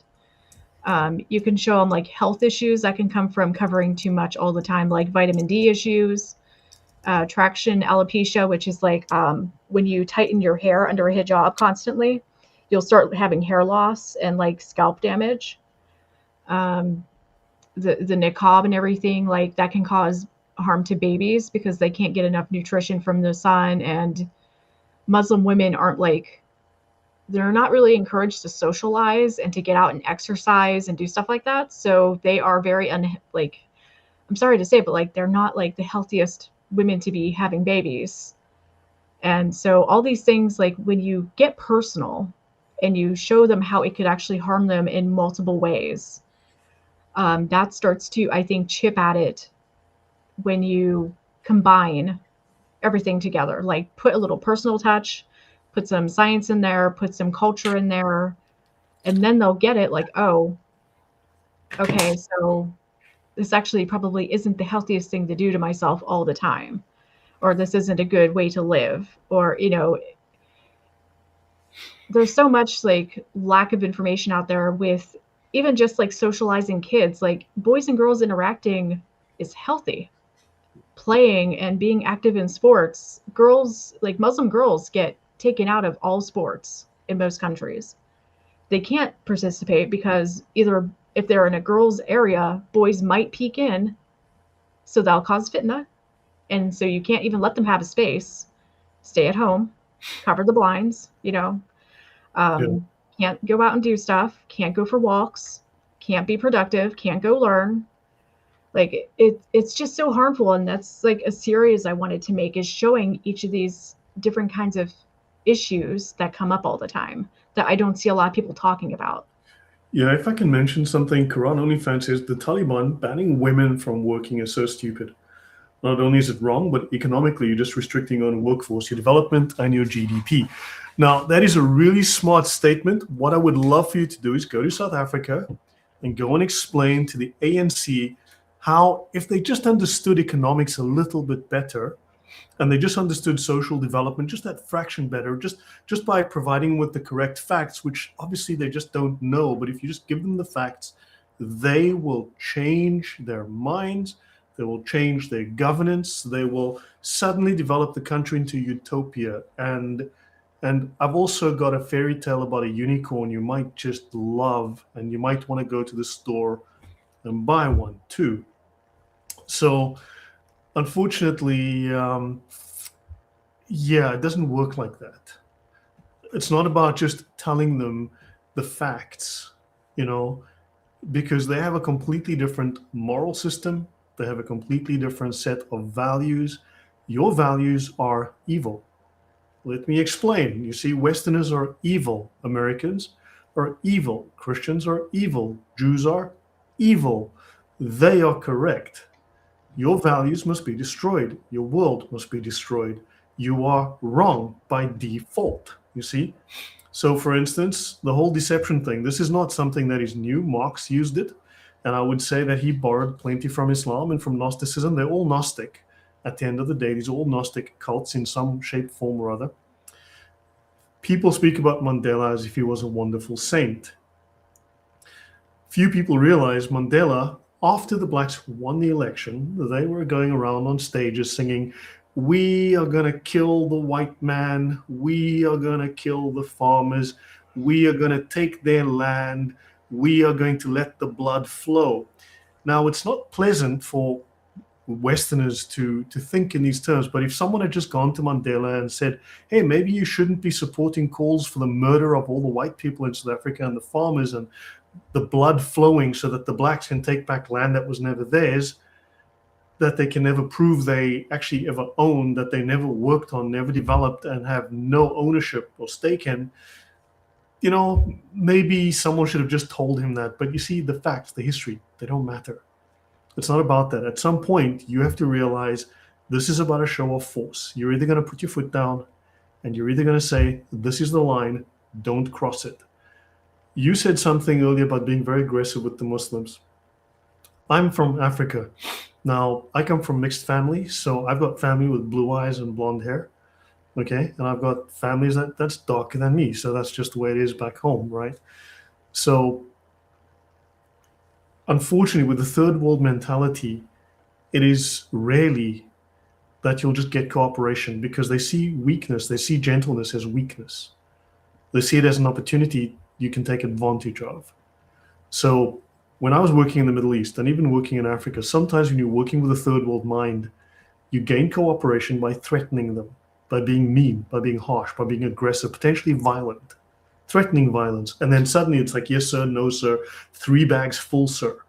And then suddenly they'll cooperate because that is what they respect. So you need to understand your values are dysfunctional in their world. You need to understand that this is not the way that you communicate with them. They will take advantage. They will stab you in the back. They will undermine. They will smile in your face, and they will rob you blind when you turn your back.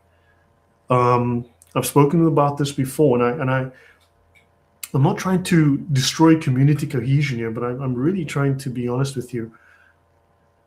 Those of you, I put up a post recently of a black guy saying that he wants to murder every white person in South Africa. Now that includes family of mine.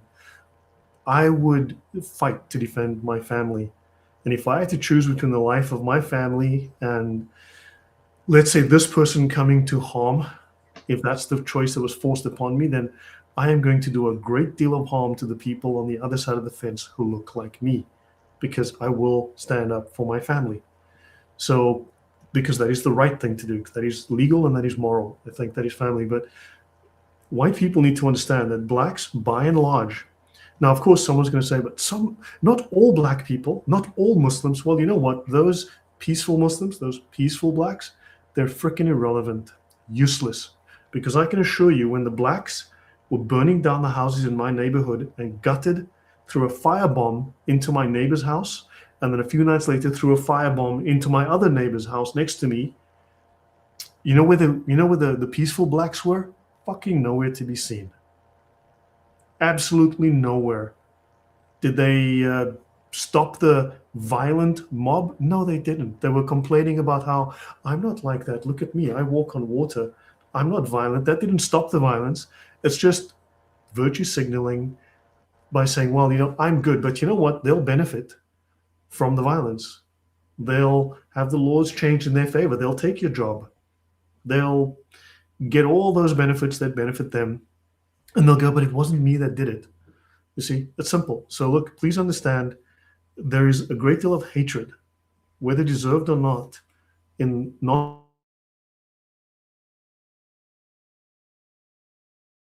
black, towards white. I've been too many conversations with white colleagues. When they leave the room, the tone shifts like that. Suddenly, it's like snakes coming out, and suddenly the poison in the language about how they hate white people. Muslims speak the same way.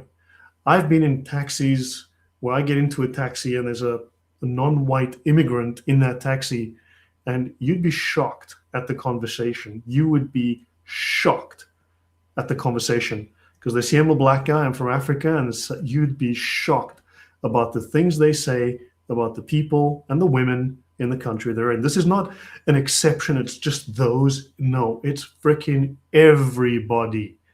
And okay, maybe it's not 100%. You know what? Maybe it's 85%. But you know that peaceful 15%, useless, irrelevant.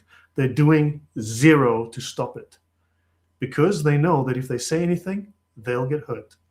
Simple as that. So all those nice black people and all those nice Muslims are useless, irrelevant.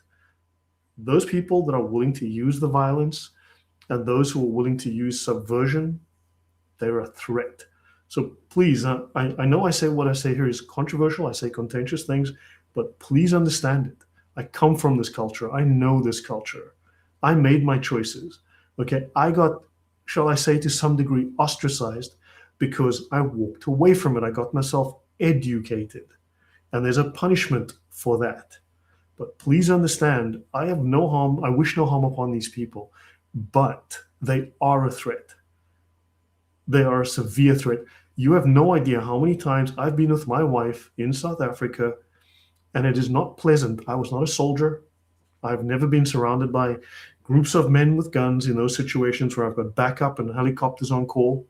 But I've been alone in situations where I have been with my wife. I see things building, and then I've got to think to myself, and this is not pleasant, I've got to think, do I have to terminate the existence of these individuals in front of me in the next few minutes? Will I have to send someone to the expensive care ward or worse? This is the kind of threat you're going to be dealing with. This is what is happening in the UK and France. So please understand, you need to understand this is a severe threat. This comes from Muslims, comes from blacks. It comes from those third world minds, those tribal mindsets. And please take a stand. I'm sorry if I've just gone off there without trying to rant all that, but this is something that worries me. I've seen it. And violence might peak, but that hatred expresses itself in a million different ways, even in non-violent, or shall we say in pre-violent ways. Your thoughts on that? I definitely agree with you.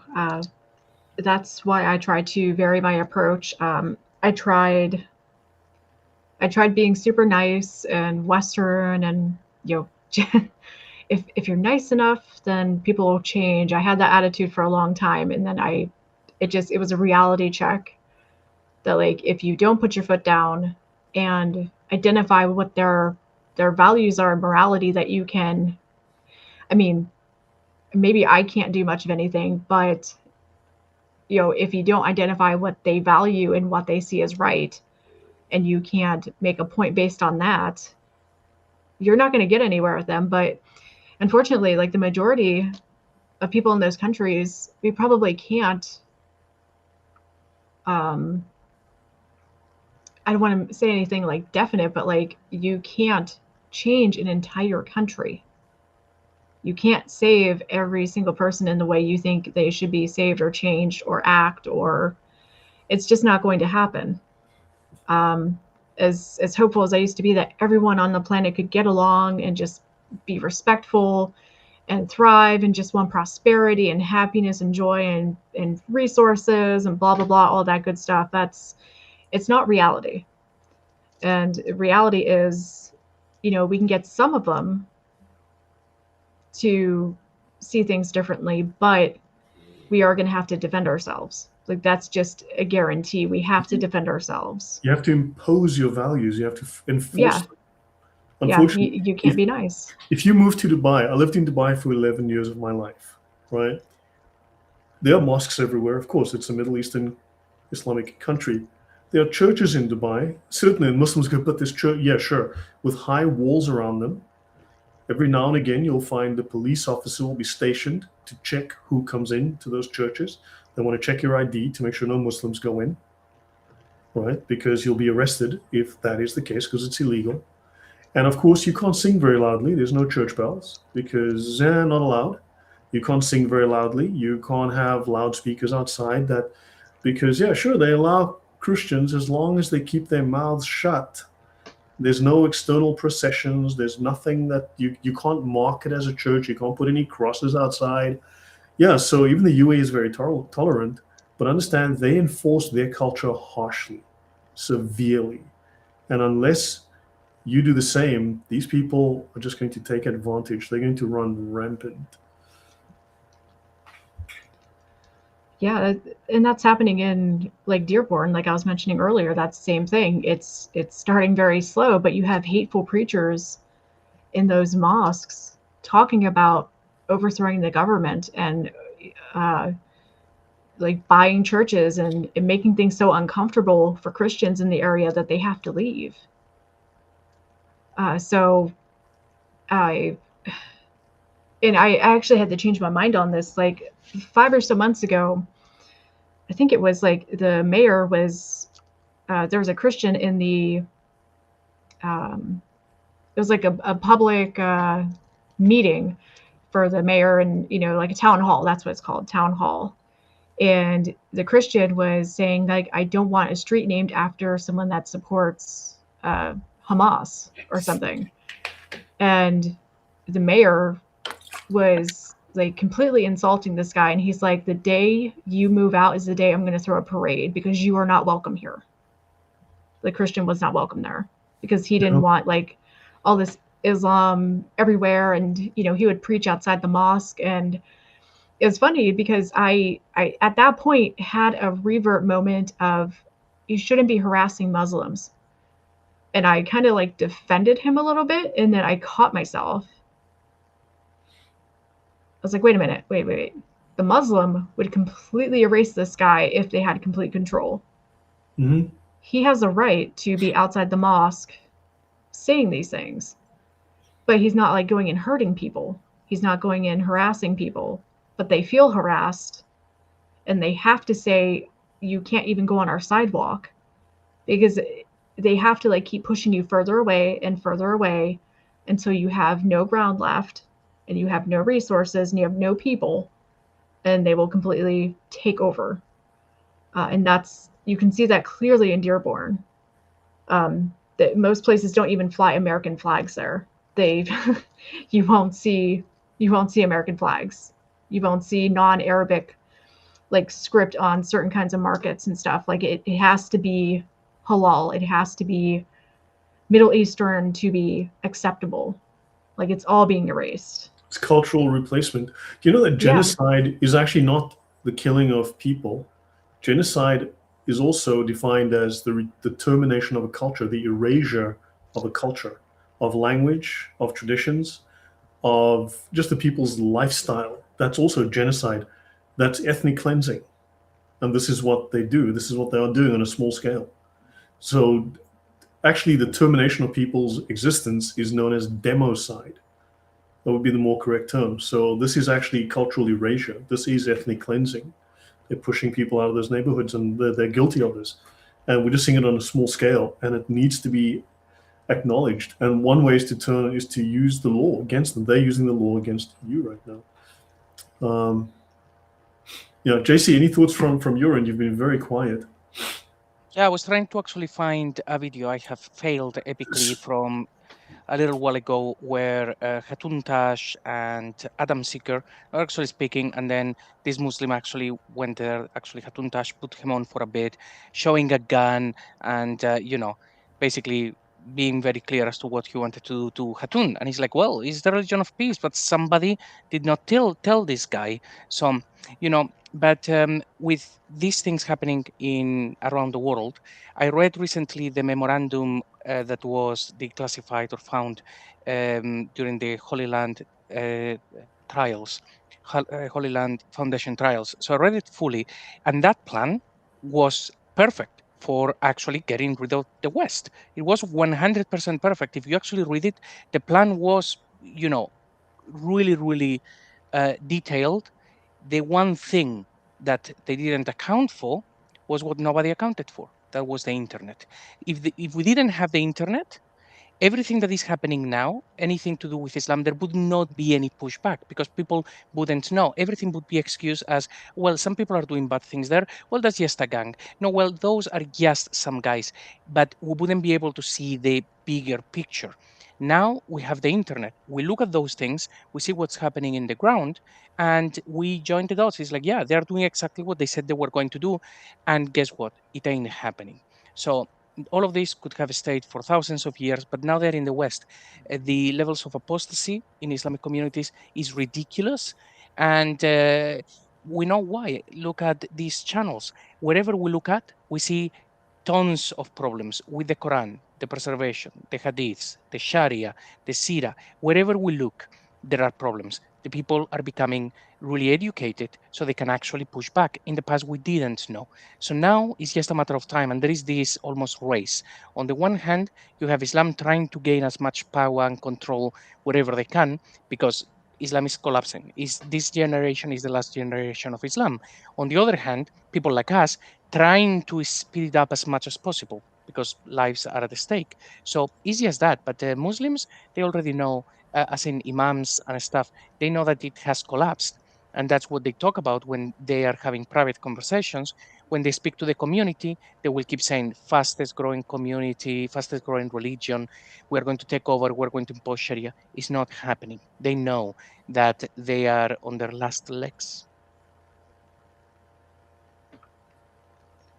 I completely agree with that. From personal standpoints, I get a lot of Muslims coming to me questioning. Some have left from things I've said. And then you just look at the economies of the Middle East and how unsustainable they are and how they're ruining all the resources because they banned education and science and geography and just environmental studies of any kind because it was Western. Anything Western was bad. It was following the non-believers. Knowing your environment and taking care of your people and maintaining resources and cooperating so you survive and thrive, that was bad. So they can't do a thing about it. Yeah, and actually, I've mentioned the sort of things that we do, so talking about their sources. But then outside of the sources, there are people like, for example, Raymond Ibrahim. That guy has now gone on podcast with just absolutely everyone. And he's telling people, hey, this golden age of Islam where Cordoba was amazing, that didn't happen. So let me tell you what really happened. And let me tell you why all of these fights were happening and why the Crusades. And we didn't learn those things at the school. Even I was told at the school, well, the Pope wanted some land and said, hey, Jesus told me, let's go and grab some land. That is the version that I got. And I grew up in a Catholic country. Okay. So now it's different. Now it's like, no, there was a bit of context that was not given. So from all areas, not only about the traditions and so on, we have people like Raymond Ibrahim talking about the history and showing people you have been told lies. So this is just unstoppable now, unless they manage to take over the world in the next 5 minutes and delete the internet. Yeah, they are not winning this one. No, I mean, they can't. we're weak. Sorry. It's not that we are weak and have been won over because we're weak. It's mostly because we haven't even done anything at all to stop them. We've done very little. So I think once everyone does take a stand, then of course they will find out that they're the ones who are quite weak. But not to say they won't start riots and start massive problems. I mean, you look at countries like France, I think there's going to be conflict, but there is also going to be civil war. People are openly now predicting civil war for instance, in the UK. I doubt it's restricted to just the UK, but civil war is being predicted. And I think we'd rather head this off by just cutting their funding, removing their benefits, and, just taking a hard stand on this. Yes, go on, Arlette. Yeah, I mean, I'm trying to remember what I was about to say. Yeah, I was going to say, I think the best thing we can do is just keep pushing back and reducing the amount of harm they do. I honestly don't think Islam could ever actually conquer the world because they fight each other so often.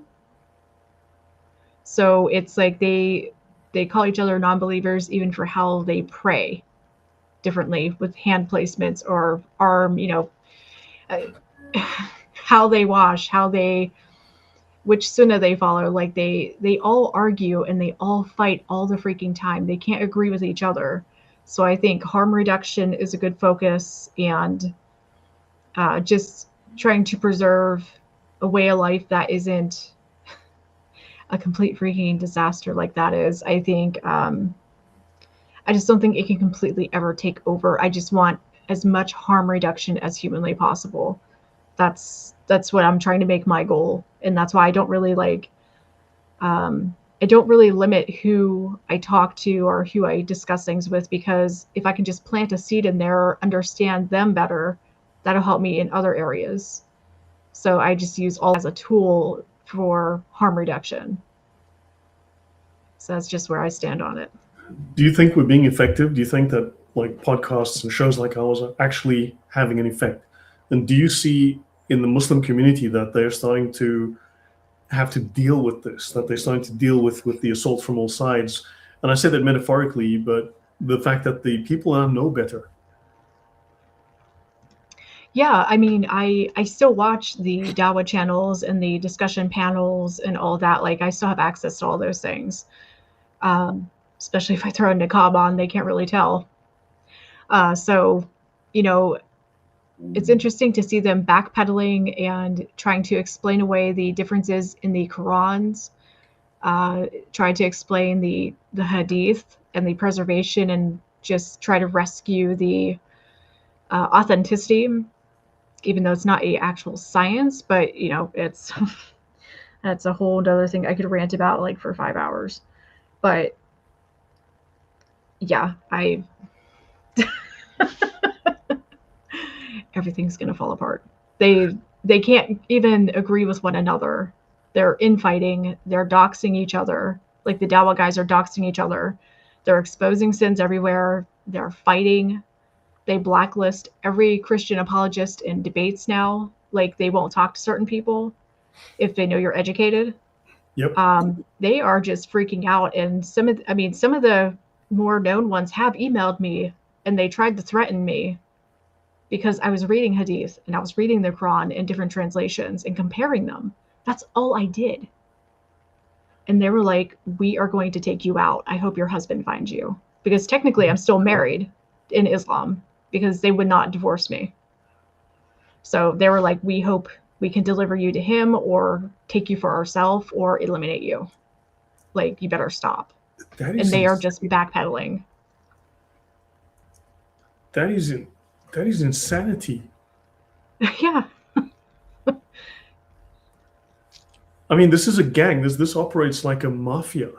It I always joke it reminds me of the Italian mafia. Like, pay us or we'll hurt you for whatever reason. It's like because of reasons we created, it's situations we created. We'll protect you from us. That's pretty much what it is. That is. Are they seeing these our channels? Are they seeing the information? Because I see on social media when Muslims make some of these outrageous claims or use the old Dawa tactics, they get swarmed, they get ratioed these days. Do you see concern in the Muslim community? Because I'm seeing everyone's going, look, we're, oh my God, Islamophobia is on the rise, and obviously they're trying to clamp down through Islam now. In Islam, sorry, I meant to say in the UK, which is slowly turning into an Islamic country that's going to have nukes. They've now created the anti-Muslim hate law, which is really just an Islamophobia law, just renamed.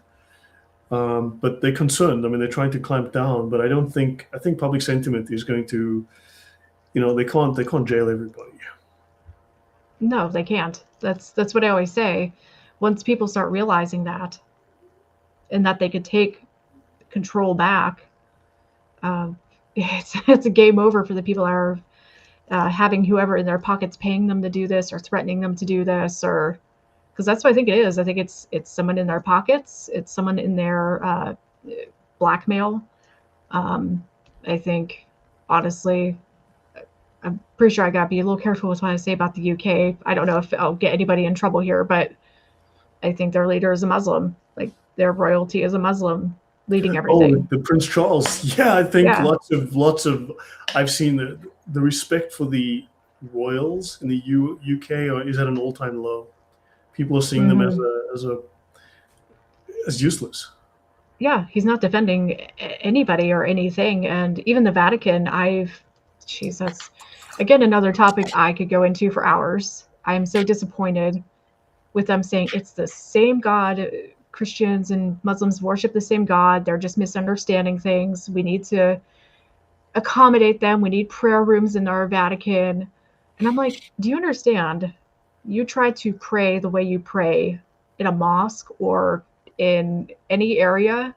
Like, if you want, you can't even enter certain areas. Like, you can't go around the Kaaba. You can't go visit that holy site. That's literally Muslims only. Yeah. If you tried to enter as a Christian, they would completely annihilate you. Like, it's, oh my gosh. Like, I just... No, it's an apartheid sort of setup. Coming from having been born and lived in apartheid South Africa, when I listen to foreigners speak about apartheid, you're like, I wish you people would just drop it, because you have no idea what apartheid is. But they are literally preventing. I mean, they will go. There was a video recently, last week, of a Muslim immigrant that walked into, I think, a German church, and he urinated on the altar. And there was a French church that was an old cathedral, a historical cathedral, just burned down by the caretaker. So what happened is they had this migrant, this African Muslim migrant, possibly, who knows, I don't know, African migrant, who was basically homeless and poor, and the priests took him in and fed him and housed him, and they gave him a job. They said, look after the cathedral, do various things, and he burned it down, started a fire in the cathedral. And then after this happened, the priests forgave him, and the one priest said, look, let me give you a home, we'll care for you and feed you. So the guy moved into the priest's home, and he murdered the priest. And you're like, okay, maybe there's a lesson in that. Yeah, it's not a one-time thing. It's education. Is what we have been as well talking about, that some of these actions of, okay, let's actually just be very, very friendly and accommodate these practices is done by people who have not done 1% of the research or have the 1% of the knowledge of any one of us here, and probably not even 1% of the knowledge of the people watching this channel, because they are very educated. So those people are like, oh yeah, well, and if you want a Buddhist room here, we do a Buddhist room for you. It's fine. It's like, no, you should have read the sources to see what the teachings are. So that did not happen historically, but over the last pretty much 10 years, probably in the last 5, is when we are seeing these things and we are really connecting the dots.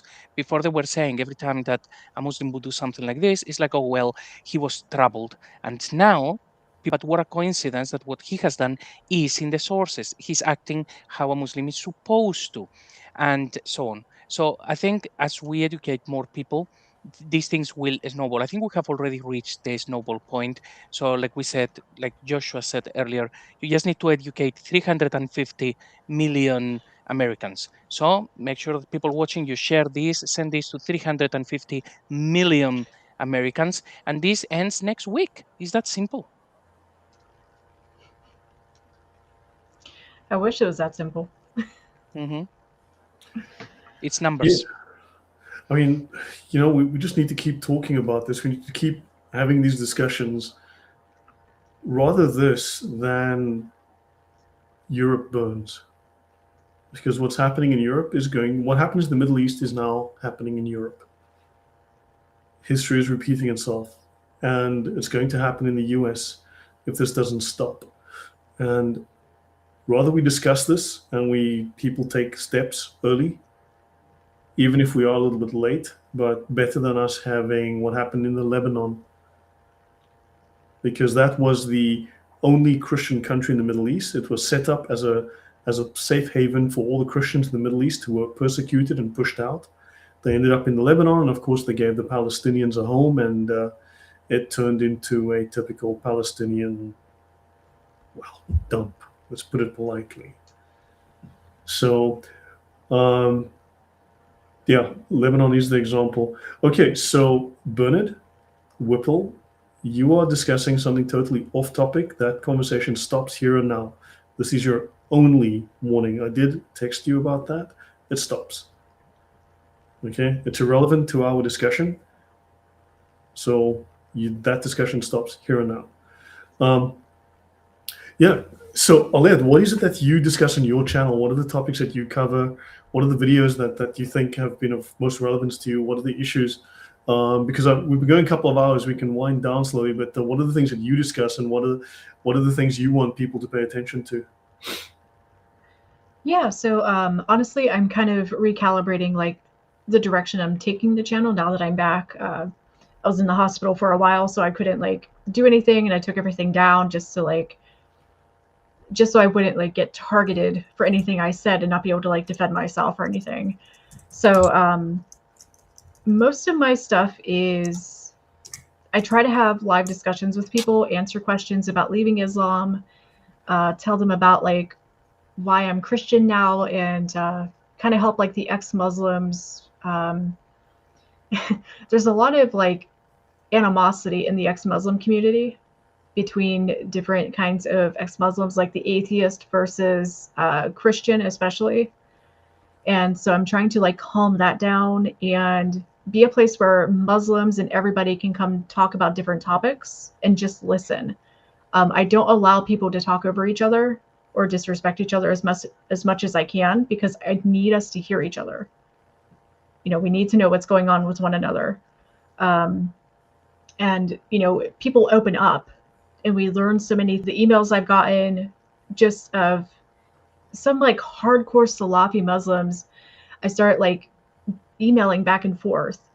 They were starting to understand my points, because it was like you said earlier, you got to target what they value, what their morals are. And with that particular one, I was like, your children are going to be having a very pathetic, worthless future. You're being a bad parent. You're not, I was targeting everything about like how they want to reproduce, have tons of kids, all this stuff. And I was just like, this is all the harm you're doing to your kids by acting the way that you do. And when he started hearing that, he couldn't come back with anything. Mhm. It's just like, but God said so. And I was like, yeah, but look at what's happening to your kids. They're miserable. They're nutrient deficient. They're having no opportunities. You're being a bad dad by not being there for them with 4 other women. Like, and it clicked. Like, it took a couple months, but it clicked. So I try to open up opportunities for that. I like having fun discussions about things like the Islamic dilemma, which is like, for anybody that doesn't know, it's like the Quran affirms the Torah and the Bible, the Christian like gospel, even though they say it doesn't.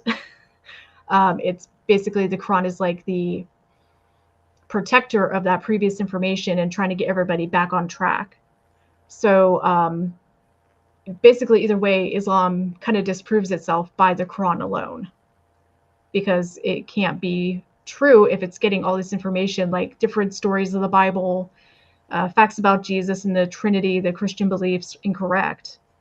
It can't be right, because that's what we have in our manuscripts for over 2,000 years. That's what we've always believed. That's what our councils believed. They don't even understand the Torah or, the Talmud, which is like a collection of Jewish commentaries. They don't understand any of this stuff. And so I like to open up the discussion to point out flaws in both arguments, the Christian side and the Muslim side. I like to do academic. I like to have fun with it, joke about things, have like a casual living room, like, come on, let's talk about things. It seems to work out pretty well. And then just like some personal stuff, I'm dabbling in like sharing antique books that are Christian based. I have one that's like 120 years old now. I'd like to collect like vintage things like that and share it, but it's like a personalized education and debate. It's like healthy, casual debate. And I think going forward, I definitely want to use some of the information I found here on your channel and other channels and like condense it into like bite-sized pieces for people and have them talk about it, have them discuss it and see what we think about it.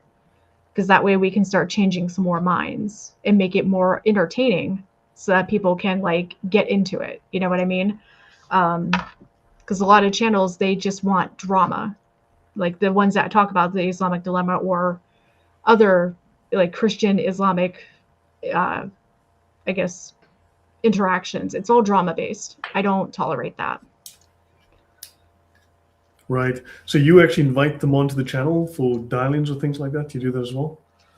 Yeah, I do call-ins, and then sometimes I'll just read the chat and like talk about it, and they'll just keep sending messages, and then we usually email afterwards. I am trying to eventually have people on just like a conversation like this planned, but I think it's going to take a lot of work on my end. What you're doing is but that you're causing doubt. It's fitna. Which is yeah, temptation away from Islam. So it's actually you're guilty of fitna. But causing doubt causes them to question, which leads them away from Islam. So that's the right tactic. I've participated on other channels in some of these talks, but it's such a waste of time because they're not trying to find the truth. They're trying to win. Yes. They're trying to find any way they can to win the argument and not acknowledge, and they'll deny their own sources. They'll claim that their own sources suddenly, are irrelevant. And it's just a waste of, I just find it a waste of time. I've invited literally hundreds, multiple hundreds of Muslims on my channel to discuss the Sharia, to read the Sharia publicly and discuss it.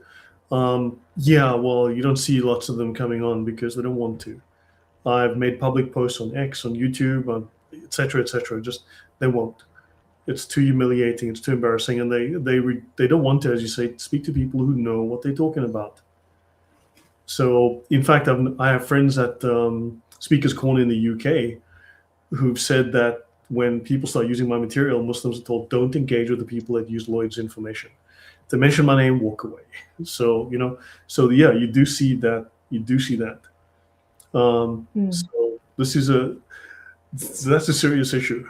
But yeah, I think it means that they're on the back foot. We just got to keep pushing. We just got to keep pushing forward and keep doing this. What you're doing, you have a lot of knowledge. You come from a perspective of having been there and you understand the threat. So I think that's a really good place to come from. It's unfortunate that it's such a terrible experience, but it also gives you a place where you understand the depth of the problem. You can really give perspective to it. So I think, what you Yeah. do is valuable. What you do is you add something that the rest of us lack. Yeah, I think it's very interesting that I'm hearing everybody else getting like banned from the Muslim channels, but they're telling me to come on and talk to their panels and stuff. Like they want me to come because they see me as someone that can listen, and I think they can convert me back, Yeah. but it's like, I just listen and I try to have good dialogue and I try to ask really good questions because I am actually listening to hear them and not just respond. So I think that's incredibly valuable. And they know I'm not trying to hurt them. They know they can just, I guess, sense like I'm not trying to destroy everything. Part of my story is I was constantly for a while trying to fix the Islamic community while I was in it. I was trying to do, okay, if women are feeling so depressed and not getting enough vitamin D and stuff, why can't we build something for the women to go to that is safe and not like out in the open, but has high walls with sun? Or like, why can't we have like better health facilities for people? Why can't, I was trying to fix every problem I saw. And I struggled, like, even after leaving, I was like thinking of ideas to try to fix it because I was like so brainwashed into thinking that was the right way to go, to stay in Islam anyway, even though I was miserable. And that's a trauma response. Like you get attached to the abuser, which is in this case the whole system. You start feeling bad for it. You start.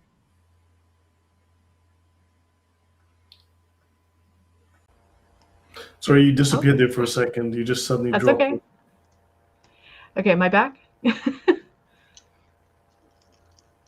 Yeah, you're back. Yeah. Okay, cool. Yeah, I'm not sure where it cut off, but like just sympathizing with the system and trying to fix it rather than understanding what it actually is. I think that happened to me quite a bit. So I understand people having trouble leaving because they're so attached to the idea of what they were sold. Right. That's all you had. Yeah, no, I've just seen the dysfunction across the world. I've traveled extensively across the Middle East. I've been to all the Gulf countries, other countries, Iraq, etc., etc. I've traveled to a lot of hotspots, and you just see the whole, and also my social interactions with people in the UAE and other places. You just see the dysfunction, the fear, it's just dysfunctional, and you're like, I don't want that here. I don't want that near me. I left Africa to get away from that stuff. I don't want it following me and turning this nice place I live in into another African hellscape or another Middle Eastern hellscape. The whole idea of kumbaya, hug a tree, and everyone is wonderful. No, good grief. People need to realize Islam is evil. Some religions are evil, and this is definitely one of them. So we need to understand it has different values, antithetical values. It goes against your values. So yeah, we can probably call it a day here. Okay. Yeah, London is 30% white, exactly. And this is a problem. Just before we go, let me just add that I read a book, for example, from a Muslim reformer from the US, saying, well, we should actually read the Quran through the lenses of the 21st century and stuff. And it was very annoying to read because you know that doesn't happen. Even someone I've mentioned before, Raymond Ibrahim, said Islam needs maybe not a reformation, but enlightenment. They need people to realize that there are problems. And it's like, but those things go against Islam. Islam does not allow doubt, and what has been established for 1400 years, you cannot change it. Every Muslim has been told they have to follow the example of Muhammad until the day of judgment.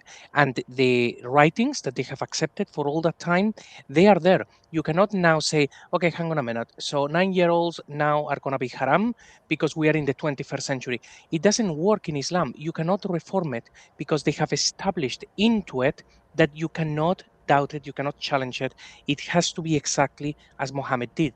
So as much as people now in the West, many Muslims, Imam Tawhidi sounds in that manner, like, no, everything was supposed to be peaceful. It's yes, some people corrupted things. It's like, yes, but that would have been 5 minutes after Muhammad. So it's been 1400 years. You don't get to rewrite history and now start saying, let's start removing 99% of the hadiths and keep the other 1%, and that's Islam. You simply cannot do it. Islam has it's a system that cannot be changed. So any attempt at a reform cannot be done. Islam it has protected itself against change. Now that they are in the West, there is only one outcome, and we can see it through the waves that people are leaving Islam in numbers that were unthinkable just a few decades ago. So we know where this is heading. We just keep the conversation going. And Arlette, well done for engaging in peaceful conversations with Muslims and ex-Muslims. Lots of people, like you said, they go for the drama. So better you than me. I'm not patient. So, you keep going. Yeah, but Islam can't be reformed. It needs to be destroyed. And it needs to be, shall we say, forbidden in the West because the fact that it is antithetical to Western values, norms, laws, morality, and it needs to be contained in its own areas. They want to keep the Middle East or Afghanistan that way, that's great. But I would put these people on a red list where you wouldn't allow immigration from these countries. You would literally start to deport all of these people that have no legal right to be there. And if they commit crimes, and I would monitor these groups because that's what they do in the Middle East. They literally monitor these people for subversive activity. And there's no reason why you can't do so. I mean, 90% of the people on the MI5 watch list in the UK are Muslims. 95% of the terror attacks in the UK are from Muslims. And then they'll tell you, yeah, far-right white men are a problem. Like, hold on, you literally have the vast majority of terror threats are Muslims. The attacks are by Muslims. And then you're going to go, yeah, but it's like we've got to worry about nice white teenagers. It's like, are you seriously insane? I mean, this needs to stop. And I think just by speaking out, sentiment is changing. We're changing the public, shall we say, the temperature is changing simply because we are putting pressure on people just by talking about it. And you can't deny the truth for too much longer. So that's just about how it is. I think we have reason to be positive. It's not that they are strong and we are weak. It's that we haven't done anything. But once we start doing things, I think we can. And I do see change coming. And unfortunately, we want to avoid civil war. But this will happen if we don't take some kind of stand. So, guys, we can maybe call it here. It's been 2 hours and 20 minutes, which is surprising. It's taken a while. But, we've got people have black fatigue and Islam fatigue. People have woke fatigue. People have LGBT fatigue, black fatigue, and Islam fatigue. Yeah, we've had enough. I've had enough. I come from Africa. I am primitive enough to still believe there's only two sexes, male and female. And that if you have a winky, you're a male. If you don't have a winky, you're a female. I'm that primitive, believe it or not. Arlette, I'll leave it up to you. Final word, and then JC, and then we'll call it a night. Yeah, I mean, I really, really enjoyed the discussion today. I think that we touched a nice variety of topics, and it was nice to sprinkle my story in here and there. Going straight through it in one go can be incredibly difficult, but I think that we brought up a lot of great points, and even though we might have somewhat of a different approach on certain things and different ideas, I think it's really nice that we can get here together and just discuss things and find a way forward and just keep showing people what's going on behind the scenes. I definitely have a ton more stuff I could talk about. There's so much. We'll do this again. Don't worry, we'll do it again. We'll definitely do this again. It's not a problem. This was great. I love your audience, and I had fun talking to both of you. It's been such a good thing. Someone asked how you deal with the deportations. just want to add a point. At the height of colonialism in India, people who were, the whites colonized everything, those British colonized every. You know what? At the height, in the 1930s, at the very height of the colonial empire of the UK, in India, for instance, in that part is now India, Pakistan, at maximum, there was about 170,000 white people in India. Now, someone just said, how are you going to, yes, deport 1.6 million Pakistanis, and what will you do without the 16,000 doctors? You know what? Tell you what, since all those Indians and Pakistanis, throw out all of them except for 170,000, because fair is fair, right? Fair is fair, 170,000, then I think that's great. And those 16,000 Pakistani doctors, you know what? Most of them have fake certificates. They're fake doctors. They bought those certificates at the airport before they left. They're unqualified. They barely speak English. There's some serious problems with them. So yeah, and I think you'll find that a lot of white UK, shall we say, British English natives were denied the opportunity to have those jobs, and I think they'll happily take them, and they'll do a far better quality job. Short-term pain for long-term gain. I think it's really simple. I think it's really simple. So yeah, that's my final, our new gender forms. Yeah, winky or no winky. Well,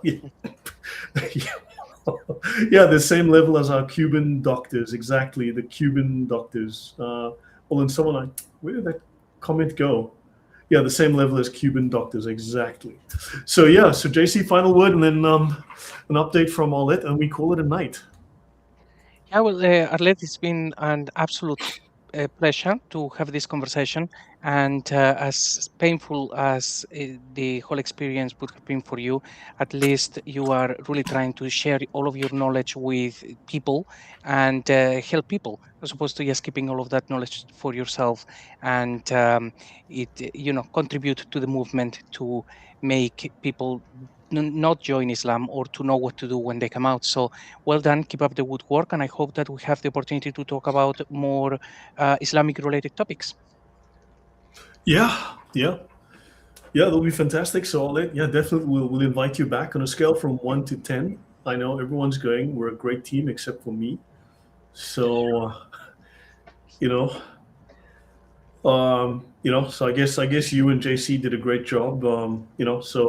But thanks for joining the channel. Really great to have you on, and we will do this again. So everyone, I hope this was enlightening. Hopefully it was perhaps controversial, perhaps a little difficult, and thank you for discussing some difficult topics. But guys, I think it's necessary we have these conversations. And remember, if you're a winky, that means you're a man. Okay? Don't let anyone tell you different. Take care, guys. Good night. And